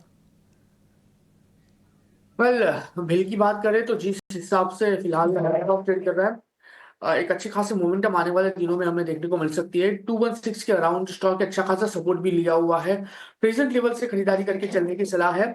और जिस हिसाब से गवर्नमेंट पर्टिकुलरली बजट में आने वाले दिनों में इंफ्रा को लेके, डिफेंस को लेके फोकस करने वाली है, अच्छे खासे रैली पर्टिकुलर ये सारे स्टॉक में हमें देखने को मिल सकती है। प्रेजेंट लेवल से ही खरीदारी करके चलने की सलाह है। 216 के अराउंड स्टॉक ट्रेड कर रहे हैं, 207 का हम यहाँ पे एसएल मेंटेन करके चलेंगे। टारगेट की बात करें तो सबसे पहला जो टारगेट हमें यहाँ पे देखने को मिलेगा वो है 223 का है, जो इसका इंटरमीडिएट रेजिस्टेंस भी है।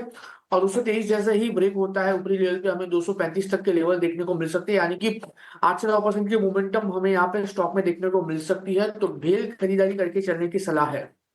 ओके, चलिए ये एक राय बीएचईएल के काउंटर पर मिलती हुई, लेकिन जैसे कि हमने आपको बताया, बैंक्स, फाइनेंशियल्स और आईटी पैक्ट जो है नतीजों के बल पर काफी अच्छा एक्शन दिखा रहे हैं और मजबूत Q3 नतीजों और साथ ही पॉजिटिव ब्रोकरेज रिपोर्ट्स के चलते कोटक महिंद्रा बैंक के शेयर में आज जबरदस्त तेजी देखने को मिली है। शेयर में करीब 9% का इजाफा देखा हमने। नतीजे कैसे रहे और साथ ही ब्रोकरेज रिपोर्ट्स क्या कुछ कहती है, विस्तार से एक बार जान लीजिए। बताने के लिए गौरव जावलेकर हमारे साथ जुड़ गए हैं। गौरव, बताइए। जी हाँ, अगर हम बात करें कोटक महिंद्रा बैंक की तो काफ़ी अच्छे नतीजे जो है इस बैंक की तरफ से हमें थर्ड क्वार्टर में देखने को मिले थे। सबसे पहले अगर हम नंबर्स की बात करें तो कहीं पे इनलाइन नंबर्स देखने को मिला। नेट इंटरेस्ट इनकम जो है वहाँ पे 10% का ग्रोथ और पीपीओपी में 14% का ग्रोथ देखने को मिला। इसी के साथ साथ जो प्रॉफिटेबिलिटी है उसमें भी 10% का ग्रोथ देखने को मिला। बट नंबर्स के अलावा यहाँ पे कुछ ऐसे पॉइंट्स थे जिसकी वजह से आज हमने देखी कि काफ़ी ज़्यादा तेज़ी कोटक महिंद्रा बैंक में हो रही है। और इसमें सबसे पहले आता है, अगर हम बात करते हैं नेट इंटरेस्ट मार्जिन की, अगर हम बात करें इस रेशियो की, तो जैसे हमने देखा है इंडस्ट्री वाइड ये जो रेशियो है वो कहीं पे प्रेशर में है। बट अगर हम कोटक महिंद्रा बैंक की बात करें तो कहीं पे 2 बेसिस पॉइंट का एक सुधार जो है इस रेशियो में हमें देखने को मिला था। अभी 4.93 पे था। कंसेंसस का भी अगर माने तो उनका भी मानना ये था कि कहीं पे कोटक महिंद्रा बैंक के नेट इंटरेस्ट मार्जिन में कंप्रेशन देखने को मिल सकता है। तो ये एक काफ़ी पॉजिटिव जो सरप्राइज है कोटक महिंद्रा बैंक की तरफ से हमें देखने को मिला। दूसरा पॉइंट था जो एसेट क्वालिटी है वहाँ पे सुधार देखने को मिला। अगर हम बात करें फ्रेश स्लिपेजेस की तो वहाँ पे 12% का एक सीक्वेंशियल डिक्लाइन जो है वो देखने को मिला था। अगर हम ओवरऑल कमेंट्री की भी बात करें तो वहाँ पे भी काफ़ी पॉजिटिव कमेंट्री बैंक की तरफ से देखने को मिली। उनका मानना यह है कि कहीं पे अनसिक्योर्ड और एमएफआई में जो कि ऐसे कुछ स्ट्रेस जो आगे जाके काफ़ी ज़्यादा प्रॉब्लमेटिक हो सकता है वैसे नहीं देखने को मिल रहा है। इसी के साथ साथ अगर हम बात करें क्रेडिट कॉस्ट की तो वहाँ पे भी 0.68% पे था ये क्रेडिट कॉस्ट। और इसके चलते हुए कहीं पे एक अच्छा प्रदर्शन इस माहौल में जहाँ पे बैंक्स पे प्रेशर बना है उसमें देखने को मिला। इसी के साथ साथ अगर हम बात करें ब्रोकरेज की तो उन्होंने भी कहीं पे ऐसे एस्टिमेट किया है कि आगे जाके ये जो ईपीएस है उसमें लगभग 2 to 10% का ग्रोथ जो है हमें अगले 2 सालों में देखने को मिल सकता है। और इसी के चलते हुए कहीं पे एक बुलिश स्टांस जो है काफ़ी सारे ब्रोकरेजेस ने ऐसे ही बरकरार रखा था। अगर हम बात करें मोतीलाल ओसवाल तो उन्होंने लक्ष्य बढ़ाकर 2100 रुपये का दिया था। नोमुरा की बात करें तो 2110 रुपीज़ का एक लक्ष्य उन्होंने टारगेट दिया है। बर्नस्टीन की अगर बात करें तो उन्होंने हालांकि मार्केट परफॉर्म करके 1950 रुपीज़ का टारगेट किया है। बट अगर हम कमेंट्री की बात करें बर्नस्टीन की तरफ से तो वो भी कहीं पे पॉजिटिव रही थी। तो ब्रोकरेजेस की तरफ से भी ओवरऑल एक पॉजिटिव व्यू जो है बैंक की तरफ देखने को मिला। और इस माहौल में जहाँ पे हर एक बैंक जो है एसेट क्वालिटी को लेकर स्ट्रेस में है, उस माहौल में जहाँ पे कोटक महिंद्रा बैंक ने एक अच्छा प्रदर्शन दिखाया, उसके चलते हुए आज के दिन में काफ़ी अच्छा ऑप्टिमिज्म जो है हमें शेयर प्राइस में भी देखने को मिल रहा है। अगर हम बात करें 9.5% से ज़्यादा ऊपर है कोटक महिंद्रा बैंक। और इसी सब के मतलब ये जो 2 पॉजिटिव पॉइंट्स है इसके चलते हुए इस बैंक पे आगे नज़र रखना भी ज़रूरी रहेगा, क्योंकि ऐसे टफ एनवायरनमेंट में अगर ये बैंक अच्छा परफॉर्म कर सकती है तो आगे जाके एक्सपेक्टेशन ये भी है कि जब इन्वायरमेंट अच्छा होगा तो वहाँ पे भी बैंक का प्रदर्शन ऐसे ही अच्छा रहेगा। बिल्कुल गौरव, शुक्रिया ये सारी की सारी जानकारी के लिए। तो टफ एनवायरनमेंट में भी बैंक का प्रदर्शन काफी अच्छा और इसका प्रमाण ब्रोकरेजेस की रिपोर्ट में और साथ ही नंबर्स में बिल्कुल झलक रहा है। प्रशांत, एक क्विक व्यू आपसे जानना चाहेंगे, सिर्फ कोटक महिंद्रा बैंक पर ही नहीं लेकिन मिड कैप में छोटी मझौली बैंक्स जो हैं वहां पर भी हम देख रहे हैं कुछ एक्शन इस वक्त जरूर नजर आ रहा है। Canara bank, bank of Baroda, union bank, PNB, ये सारे के सारे स्टॉक्स इस वक्त मजबूती के साथ ट्रेड कर रहे हैं।